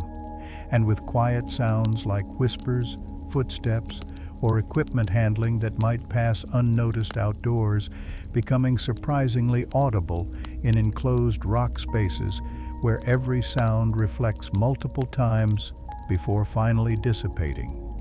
This acoustic amplification provided practical communication advantages, allowing group members to talk across the shelter space without shouting and enabling warning calls or instructions to reach everyone within the shelter, even during activities that might produce competing noise like stone knapping or hide scraping. And the enhanced audibility of quiet sounds meant that sleeping group members awakened more easily to unusual noises that might indicate intrusion by predators or other humans, providing acoustic early warning that supplemented visual vigilance by alert watchers, particularly valuable during darkness when visual detection became less reliable and when auditory cues often provided first indication of approaching threats. Archaeological and experimental studies of cave acoustics have revealed that certain locations within caves and rock shelters function as particularly effective speaking positions where sound projects clearly throughout the space, suggesting that groups might have recognized these acoustic sweet spots and used them preferentially for announcements, storytelling, or other communications intended for the entire group, creating informal performance spaces where narrative, instruction, and social information sharing occurred most effectively. The acoustic properties may have influenced the development and appreciation of music, singing, and rhythmic activities because the natural reverberation and echo effects that rock shelters created would have enhanced these auditory experiences, making simple vocalization sound richer and more complex through the multiple delayed reflections that blended with the original sound, and making rhythmic percussion from striking rocks, bones, or wooden implements together reverberate dramatically through the shelter space in ways that might have seemed magical or spiritually significant to people lacking modern acoustic understanding, but experiencing the powerful sensory effects directly. Archaeological evidence from some shelter sites includes what appear to be lithophone rocks, stones that produce clear musical tones when struck, and that show percussion marks, suggesting they were used intentionally as musical instruments. And in several famous painted caves, the distribution of artwork correlates with locations having particular acoustic properties, including strong echo effects, suggesting possible connections between auditory experiences and artistic or spiritual practices. Though whether the acoustic properties influenced where art was placed, or whether art and acoustic effects were both independently responses to the impressive character of particular cave locations, remains debated among researchers. The acoustic amplification worked bidirectionally, meaning that just as sounds made inside shelters propagated effectively throughout the interior, sounds made inside were also audible at greater distances outside than would be the case with open-air camps, where sounds dissipated more quickly. And this external audibility might have served defensive functions by advertising human presence and group size to potential predators or competitors who heard voices, singing, tool-making sounds, or other indications of occupation, and chose to avoid the area rather than investigating more closely and potentially encountering defended human group, essentially using sound as a territorial marker that extended the group's effective presence beyond the immediate visual range of the shelter entrance. The potential for acoustic communication across distances within large cave systems might also have enabled coordination between groups occupying different chambers or sections of the same cave complex, allowing warnings about dangers, announcements about resource discoveries, or social communications to travel through connecting passages without requiring physical movement of messengers. Though this capability would have been relevant only in the relatively rare situations where groups occupied truly extensive cave systems, rather than the shallow rock shelters that served as typical habitation sites. Modern visitors to decorated prehistoric caves often report powerful emotional responses to the enclosed spaces, the darkness punctuated only by artificial light, and the acoustic properties that make every sound seem significant. And while we cannot know with certainty whether prehistoric cave occupants experienced similar emotional or spiritual responses to these environments, the archaeological evidence of repeated use of certain caves for apparent ritual purposes, including art creation, careful deposition of objects in difficult-to-reach locations, and treatment of the deepest cave areas differently from entrance habitation zones suggests that the sensory properties of caves, including their acoustic characteristics, contributed to their perceived significance beyond simple functional utility as weather protection, making caves into special places that inspired or enabled human experiences and activities that open-air locations could not support equally well, adding a dimension to cave occupation that transcended practical shelter needs and entered the realm of meaning, symbolism, and human consciousness development that characterized our species' cognitive evolution during the periods when cave occupation was most intensive. The natural protection that rock overhangs provided proved substantial, but rarely perfect, with gaps, openings, and exposure angles that allowed wind, rain, and cold air to penetrate into living spaces despite the overhead stone barrier. And these imperfections in natural shelter prompted human groups to develop construction techniques that supplemented and enhanced the protection geology provided, modifying cave and rock shelter entrances through additions of walls, screens, and barriers that transformed adequate natural refuges into truly comfortable habitation spaces where environmental conditions could be controlled more precisely to match human comfort requirements throughout seasonal extremes and daily weather variations. The most common modification involved partial closure of shelter entrances using combinations of stacked stones, positioned wooden poles or branches, and stretched animal hides that created windbreaks, reducing airflow into the interior while still allowing smoke egress, human passage, and enough ventilation to prevent dangerous accumulation of combustion gases from fires. And archaeological evidence of these structures appears at rock shelter sites across diverse geographic regions and time periods, suggesting that entrance modification represented a widespread practice that groups developed independently in multiple locations, or that spread through cultural transmission as an effective technique worth adopting wherever rock shelters served as habitation sites.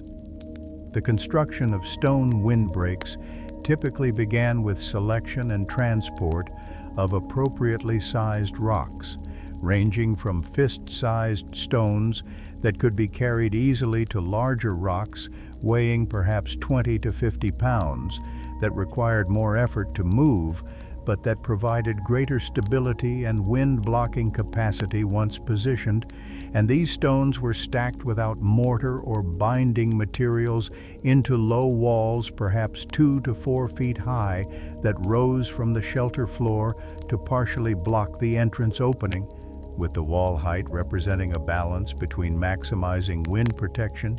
and maintaining adequate light entry, smoke exit, and visual monitoring of the area outside the shelter entrance where approaching animals or humans might appear. The stacking pattern shows considerable skill in many archaeological examples, with larger, flatter stones forming stable base courses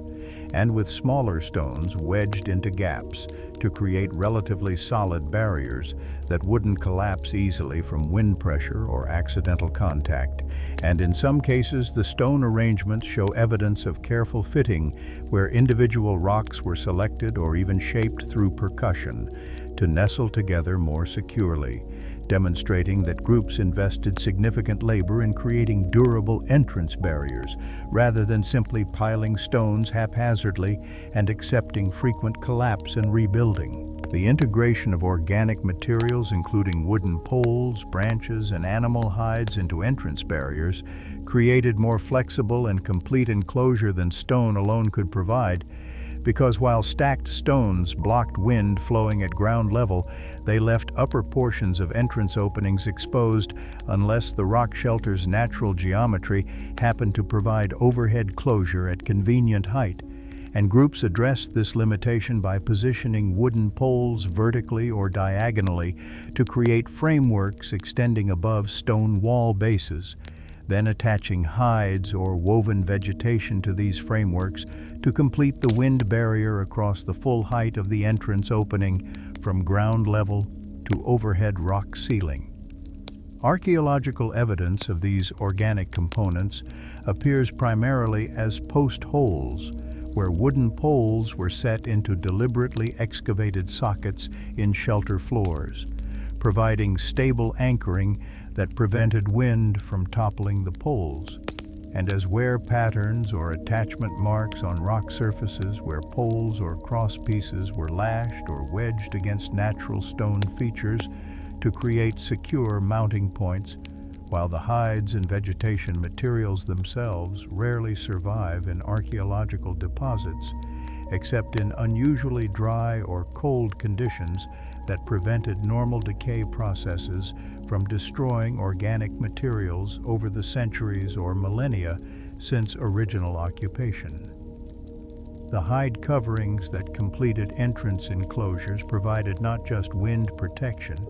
but also thermal insulation that trapped warm air inside the shelter much more effectively than simple wind barriers that blocked moving air but still allowed heat transfer through radiation and conduction, and the multiple layers of hides that groups apparently used in the coldest conditions based on the substantial numbers of animals that would have been required to provide enough hide material for complete entrance coverage at sites showing evidence of intensive occupation, created dead air spaces between layers that enhanced insulation values in the same way that modern double-pane windows or layered clothing trap air to reduce heat loss, demonstrating sophisticated understanding of thermal principles even without formal knowledge of physics or heat transfer mechanisms.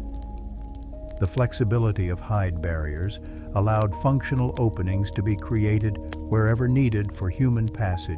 smoke venting, or monitoring outside conditions, with the hides simply pushed aside temporarily, then allowed to fall back into place, providing much more convenient access than fixed stone or wooden barriers that would have required either permanent openings large enough for passage but also large enough to admit substantial wind, or cumbersome removal and replacement of structural elements each time someone needed to enter or exit.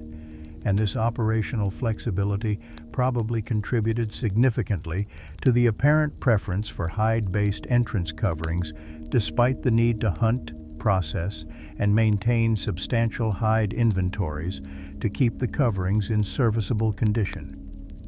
The archaeological evidence of entrance modification shows interesting temporal patterns at some long-occupied sites, where multiple periods of construction and reconstruction appear in the stratified deposits, with early periods showing simpler, less extensive barriers, and later periods showing more elaborate structures, suggesting either that groups learned and improved techniques over time through accumulated experience, or that climate conditions changed, requiring more substantial protection during certain periods compared to others, or that group sizes or social organization changed in ways that enabled or required more extensive construction efforts.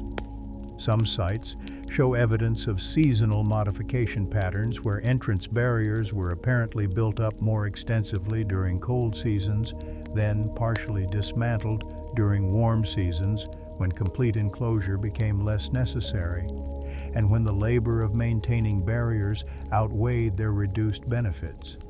And this seasonal construction cycle would have required substantial work twice annually, but would have provided optimal adaptation to changing seasonal requirements while avoiding the year-round maintenance burden of permanent structures that might deteriorate from exposure during seasons when they weren't critically needed. The interior modifications complementing entrance barriers included construction of raised sleeping platforms using frameworks of poles, branches, or flat stones covered with vegetation, hides, or other insulating materials that elevated sleeping surfaces above cold shelter floors, where ground contact conducted heat away from bodies and where cold air accumulated in the lowest levels of shelter interiors, particularly during calm conditions when stratification occurred with warmest air rising to ceiling level and coldest air settling to floor level, creating temperature differences of 5 to 10 degrees between floor and head height that made ground-level sleeping significantly less comfortable than elevated sleeping positions. Archaeological evidence of these platforms appears as arrangements of flat stones creating level surfaces, as post holes indicating wooden framework supports, and as compressed layers of organic material suggesting bedding accumulations that built up over repeated use periods. And some sites show quite elaborate platform constructions, suggesting that groups devoted substantial effort to creating comfortable sleeping environments rather than simply accepting whatever natural shelter provided, demonstrating that comfort and sleep quality were valued highly enough to justify significant labor investment in improvements that enhanced livability beyond basic survival needs.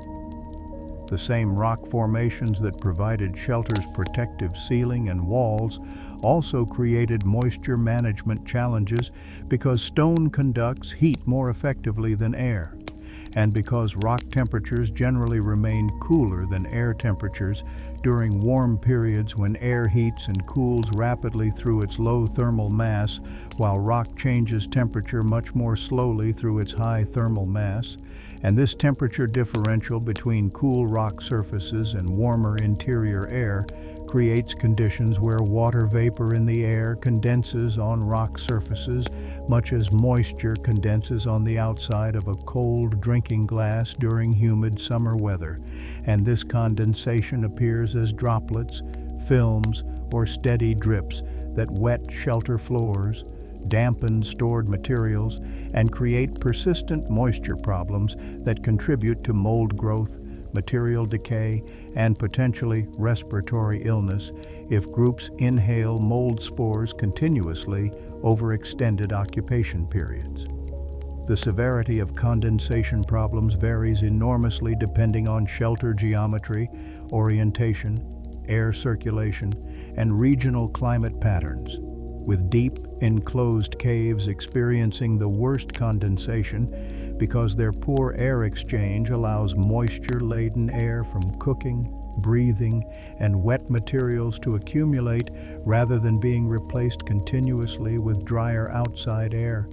while shallow rock shelters with good ventilation experience much less condensation because air exchange dilutes interior moisture before it reaches levels where condensation occurs extensively, except during the most humid weather conditions. Some geological formations produce naturally damp caves where groundwater seeps through rock layers and emerges as drips, flows, or pervasive dampness that coats walls and pools on floors regardless of air moisture levels. And these inherently wet caves proved largely unsuitable for human habitation because the constant moisture made keeping dry clothing, bedding, and stored foods nearly impossible, and because the cold, damp environment created conditions where humans would lose body heat more rapidly than in dry, cold environments of equivalent temperature, since water conducts heat much more effectively than air. And since wet materials lose their insulating capacity as water displaces the air spaces that provide insulation in dry furs, hides, and other traditional materials. Archaeological evidence shows that extremely damp caves were generally avoided for intensive occupation, though they might be used briefly for emergency shelter during storms or for specialized activities like water collection, where the moisture was advantageous rather than problematic, suggesting that groups learned to recognize and avoid sites where moisture problems would make long-term occupation impractical, regardless of other advantages the sites might offer. Even in relatively dry rock shelters,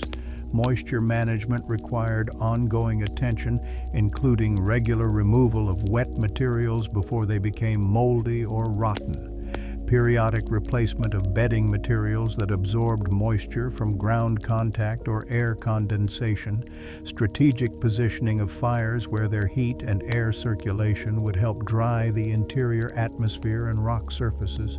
and in some cases construction of drainage features, including shallow trenches or channels that directed water flow away from living areas toward shelter entrances where it could exit without creating pools or saturated zones within the occupied space. Archaeological excavations have revealed these drainage features at numerous sites, appearing as deliberately dug channels, sometimes lined with flat stones to create more effective water conduction, that show wear patterns from repeated water flow over extended time periods, demonstrating that groups recognize drainage as an important maintenance activity worth performing regularly to preserve shelter livability rather than simply accepting water accumulation as inevitable consequence of rock shelter occupation.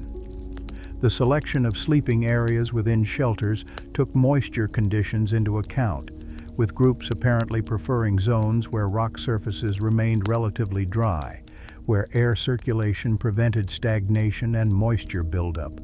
and where slight elevation or sloping floors provided natural drainage away from the sleeping positions, and archaeological patterns of sleeping area locations show consistent avoidance of the wettest portions of shelters, even when those wet areas might have offered other advantages like protection from drafts or convenient access to other activity zones, confirming that moisture avoidance ranked highly among the factors determining where specific activities occurred within the overall shelter space.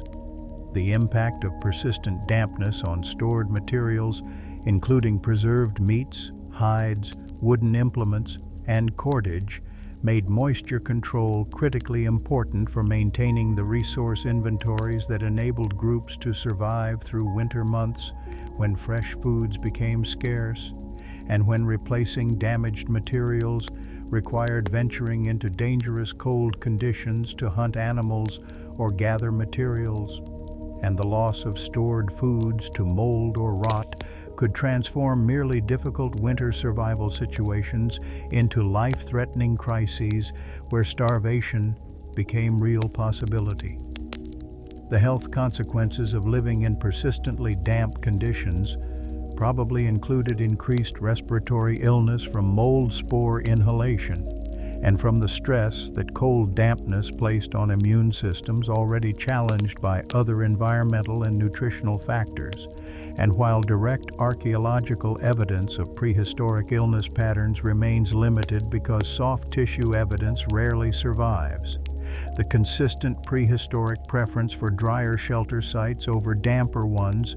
even when other factors favored the damper locations, suggests that groups experienced negative consequences from dampness severe enough to outweigh advantages those sites might offer, demonstrating through revealed preference that they understood dampness as a significant problem worth avoiding through site selection and worth managing through ongoing maintenance efforts when occupation of somewhat damp sites proved necessary due to scarcity of truly dry alternatives. The seasonal variation in dampness, with many shelters experiencing worse condensation during humid summer months and during spring when snowmelt increased groundwater levels compared to drier winter conditions when cold temperatures locked moisture into ice and snow rather than circulating it through air and groundwater systems, influenced occupation patterns at some sites where groups used particular shelters intensively during dry seasons while shifting to alternative locations during periods when moisture problems became most severe.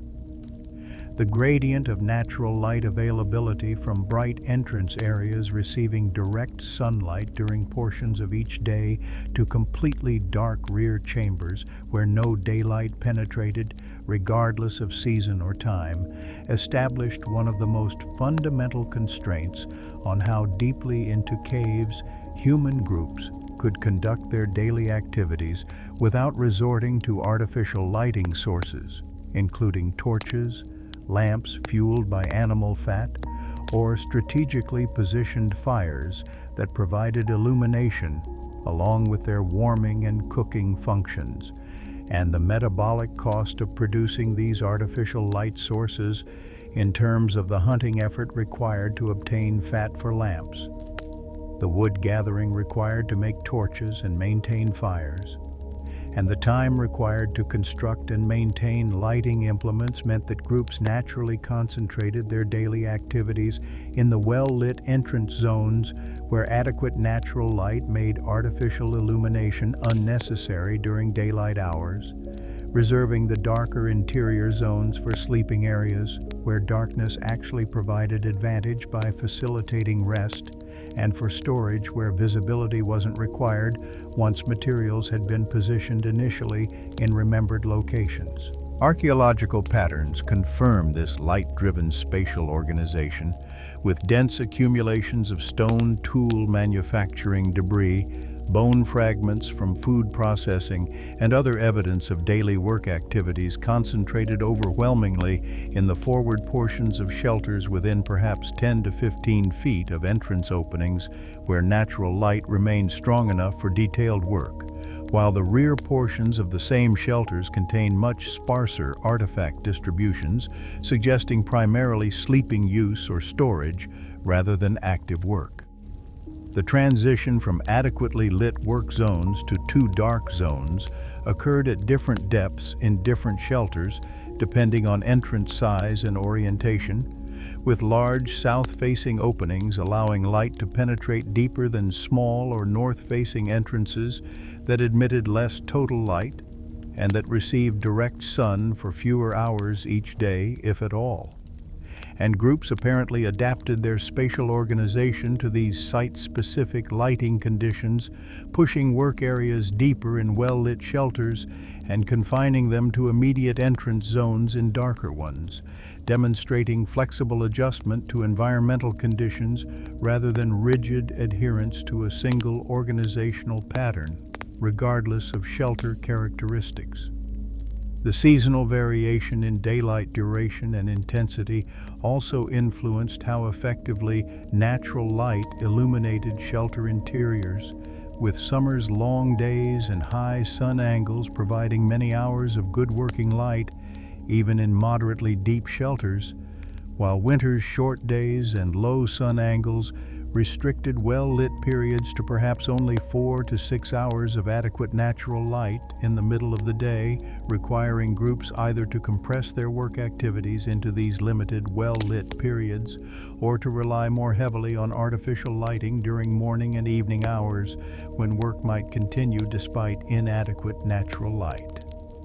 The deep portions of true caves extending beyond the last penetration of daylight represented fundamentally different environments from the shallow rock shelters where most daily habitation occurred, with these deep zones requiring continuous artificial lighting for any human activity, and with their complete darkness, constant cool temperatures, and profound silence creating sensory environments utterly unlike the sunlit, windswept, sound-filled exterior world where humans spent most of their time. Archaeological evidence suggests that while these deep cave zones were rarely used for daily habitation, they served important ritual, artistic, or spiritual functions in some cultures, with famous painted caves like Lascaux, Altamira, and Chauvet containing their most impressive artwork in deep chambers that required torchlight to see even during creation, and that must have presented powerful sensory experiences for people who ventured into these dark depths, carrying flickering lights that revealed the painted animals momentarily before darkness closed in again. The effort required to conduct activities in these deep zones, including the labor of manufacturing torches or collecting fat for lamps, the danger of becoming disoriented in dark passages where wrong turns could lead to dead ends or vertical drops, and the psychological stress that complete darkness imposed on people whose evolutionary history prepared them to fear dark enclosed spaces as likely habitats of predators, suggests that activities occurring in deep caves carried special significance worth the costs and risks, though the exact nature of this significance remains debated among researchers. The distinction between shallow habitation zones and deep ritual zones in caves that possessed both characteristics demonstrates sophisticated conceptual understanding of space and its purposes, with groups apparently recognizing that different portions of the same cave system could serve different functions, and that the sensory properties of deep darkness might enhance certain activities while making daily survival tasks impractical.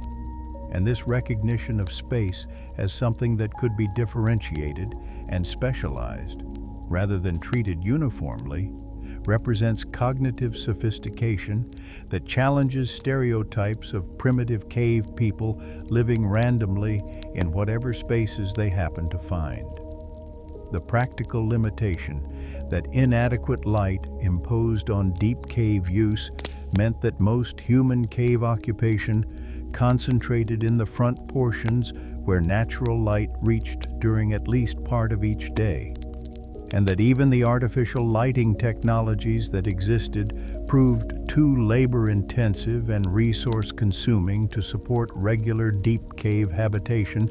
when shallow alternatives provided adequate shelter with much lower lighting costs, making the archaeological concentration of habitation evidence in well-lit zones a predictable outcome of economic efficiency rather than an indication that deep caves were somehow feared or avoided for superstitious reasons. The seasonal adjustment of activity schedules to match available daylight hours represents another adaptation to light limitations, with longer summer days allowing extended work periods that groups apparently used to accomplish tasks requiring cumulative effort, like hide processing that might take many hours of continuous work spread across multiple days, or tool manufacturing projects that benefited from sustained attention rather than fragmented work periods, while shorter winter days compressed available work time and forced groups to prioritize essential survival activities while deferring less urgent tasks to seasons when longer daylight hours made time less scarce. The archaeological evidence of activity intensities varying seasonally at some sites, with certain activities showing concentrated evidence from particular seasonal occupation periods, suggests that groups plan their annual activity cycles to match not just food availability and weather conditions, but also light availability, conducting light-dependent activities during seasons when daylight lasted long enough to complete them efficiently, rather than attempting them year-round and accepting lower productivity during dark seasons when lighting constraints made work more difficult. The annual cycle of temperature, precipitation, daylight duration, food availability, and animal behavior created corresponding cycles in the relative value of cave and rock shelter occupation compared to alternative housing options, including constructed shelters, temporary camps, and open-air sleeping arrangements. And archaeological evidence suggests that many groups adjusted their settlement patterns seasonally, occupying rock shelters most intensively during periods when weather protection provided maximum survival advantage, while shifting to more temporary, mobile housing during seasons when mild conditions reduced the importance of overhead protection, and when the need to follow migrating animals or ripening plant foods made residential mobility more advantageous than maintaining stationary occupation of fixed shelter sites. Winter occupation of rock shelters appears most consistently in archaeological records from temperate and cold regions where winter temperatures, wind, precipitation, and short daylight hours made overhead protection, thermal mass advantages, and defensive enclosure critically important for survival, with groups apparently treating rock shelters as winter base camps, where they spent most of each 24-hour cycle except during necessary forays for firewood, water, and whatever hunting opportunities arose during brief favorable weather windows, and where they stored as much preserved food and essential materials as possible to minimize the frequency and duration of these dangerous cold weather excursions. The archaeological evidence of winter occupation includes the food remains showing emphasis on stored foods, including dried meat, rendered fat, and preserved plant materials that could be consumed without fresh procurement. The predominance of indoor activities, including intensive tool manufacturing, hide processing, and equipment maintenance that generated the debris found in shelter deposits, and the evidence of substantial firewood consumption indicated by thick ash layers, suggesting fires maintained continuously or nearly so throughout cold periods when allowing fires to die would have required difficult rekindling and would have permitted dangerous interior temperature drops. By contrast, summer occupation evidence appears less consistently, with some rock shelters showing continuous year-round occupation, but many others showing seasonal gaps in artifact accumulation or clear transitions between intensive and minimal occupation periods, suggesting that groups abandoned or used these sites only lightly during warm months when overhead protection mattered less, and when open-air camping near temporary food sources provided adequate comfort and security without requiring return trips to distant rock shelter bases. The pattern of seasonal mobility between winter rock shelter occupation and summer open-air camping appears across many different regions and time periods, suggesting it represented an effective adaptive strategy that allowed groups to exploit the advantages of both settlement patterns, using rock shelters to survive winter's challenges while maintaining the mobility to follow food resources during seasons when movement didn't impose the terrible costs that winter travel entailed.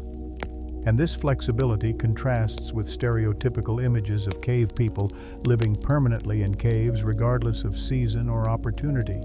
revealing instead sophisticated decision-making about when to remain stationary and when to move based on shifting balance of costs and benefits as environmental conditions changed throughout the annual cycle. The transitional seasons of spring and fall apparently involved complex decision-making about when to depart from winter rock shelter bases as conditions improved and food availability in the broader landscape increased,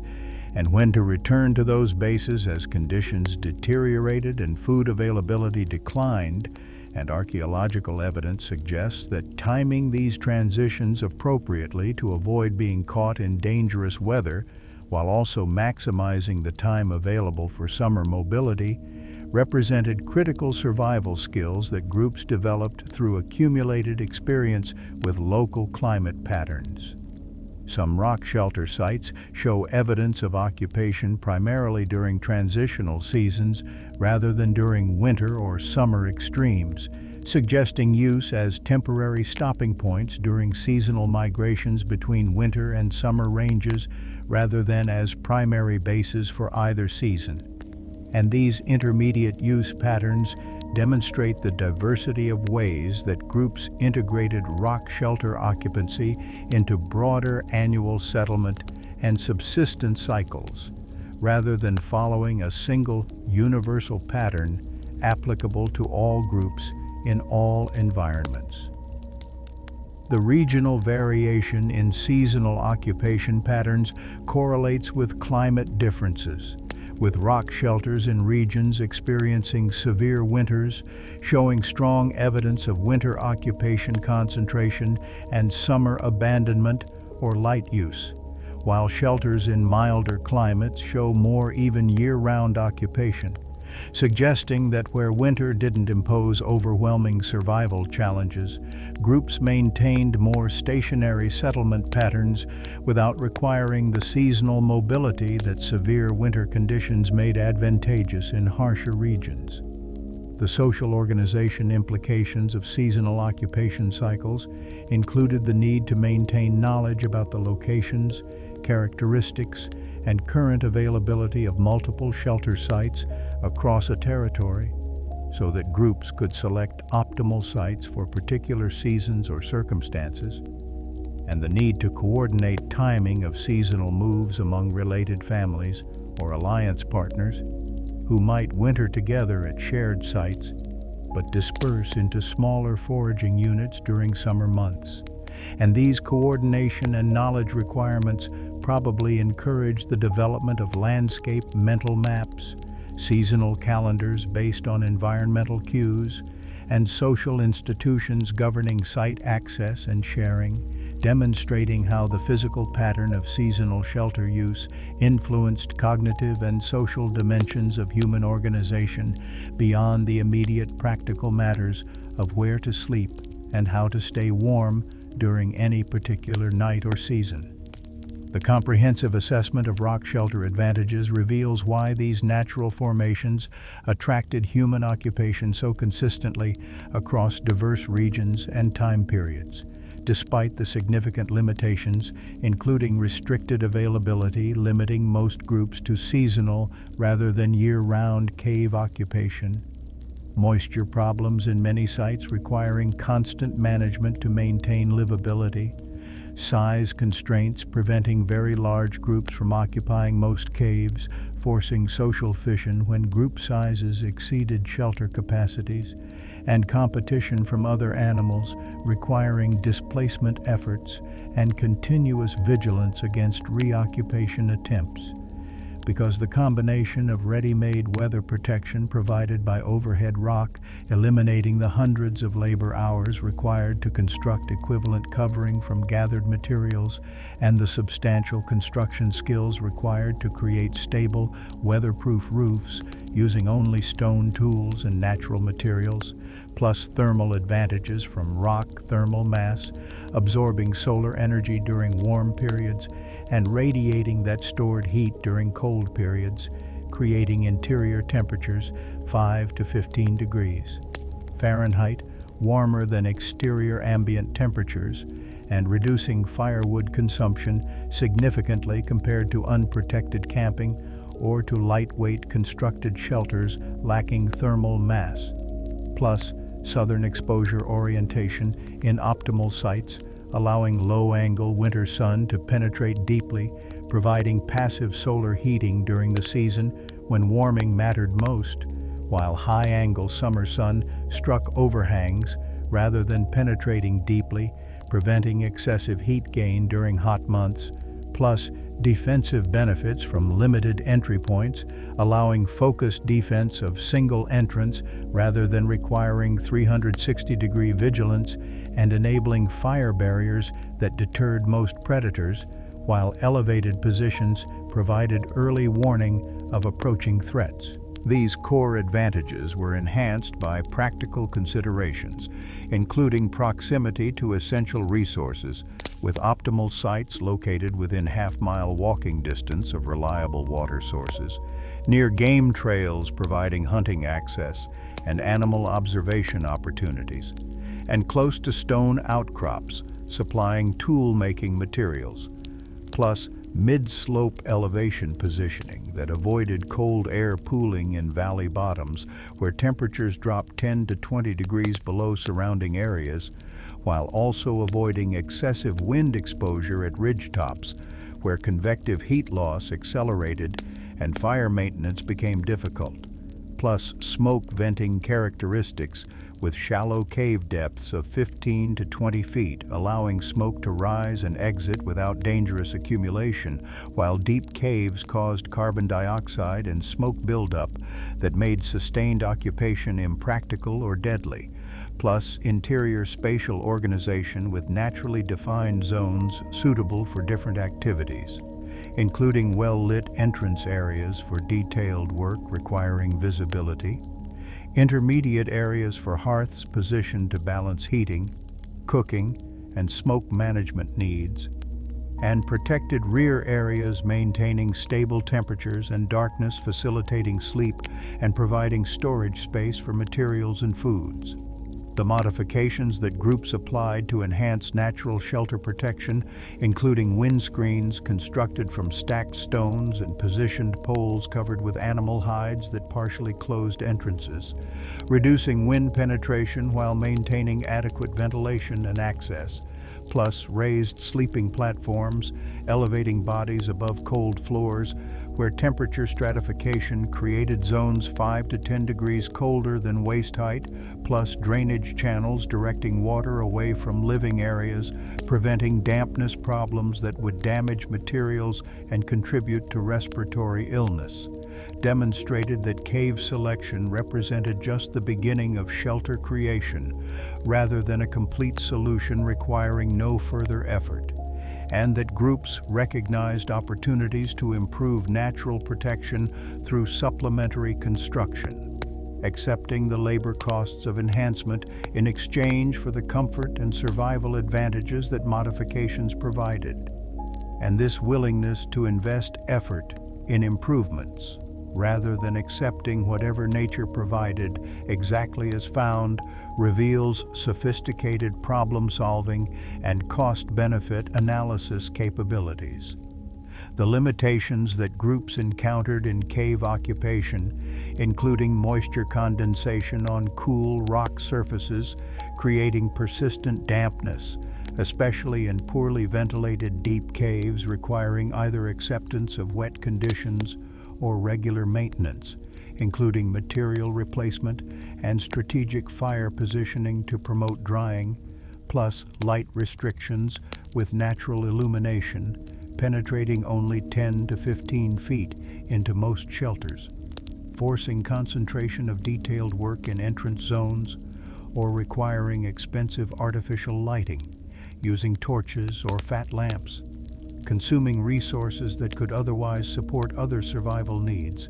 plus size constraints, with most shelters accommodating only 20 to 50 people, comfortably forcing larger groups either to use multiple nearby shelters if available, or to accept crowding that increased disease transmission and social friction, plus competition from cave-using predators, including bears, lions, and hyenas, requiring displacement efforts, sometimes involving direct confrontation and continuous vigilance against reoccupation attempts, meant that caves provided imperfect solutions to shelter needs, valuable where available and appropriate, but not universally optimal for all groups, times, and circumstances. The seasonal patterns of cave use, with winter occupation most intensive when weather protection provided maximum survival value, while summer occupation decreased as groups shifted to more mobile camping patterns following food resources without requiring fixed bases, reflected sophisticated decision-making about when stationary shelter occupation offered advantages worth its constraints, and when mobility provided greater benefits despite requiring either constructed portable shelters or acceptance of minimal overhead protection during mild weather when covering became less critical. And this flexibility demonstrates that groups understood shelter not as single universal solution, but rather as a toolkit of options, including cave occupation, constructed hide or wood frame dwellings, and temporary open-air camps, each offering different advantages suitable for different circumstances. And that effective survival strategy involved selecting appropriate options based on season, location, group size, resource distribution, and other factors, rather than attempting to force a single shelter type to serve all needs regardless of its fitness for particular situations. The archaeological evidence of intensive, repeated, multi-generational occupation at some rock shelter sites creating deposits, meters deep.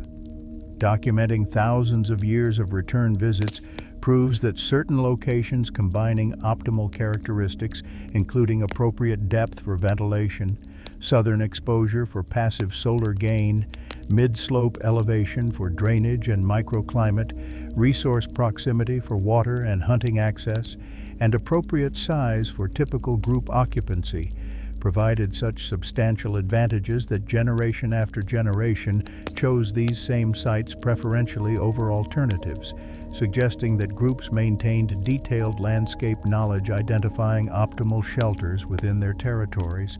and transmitted this knowledge across generations, ensuring that valuable sites didn't get lost or forgotten, but rather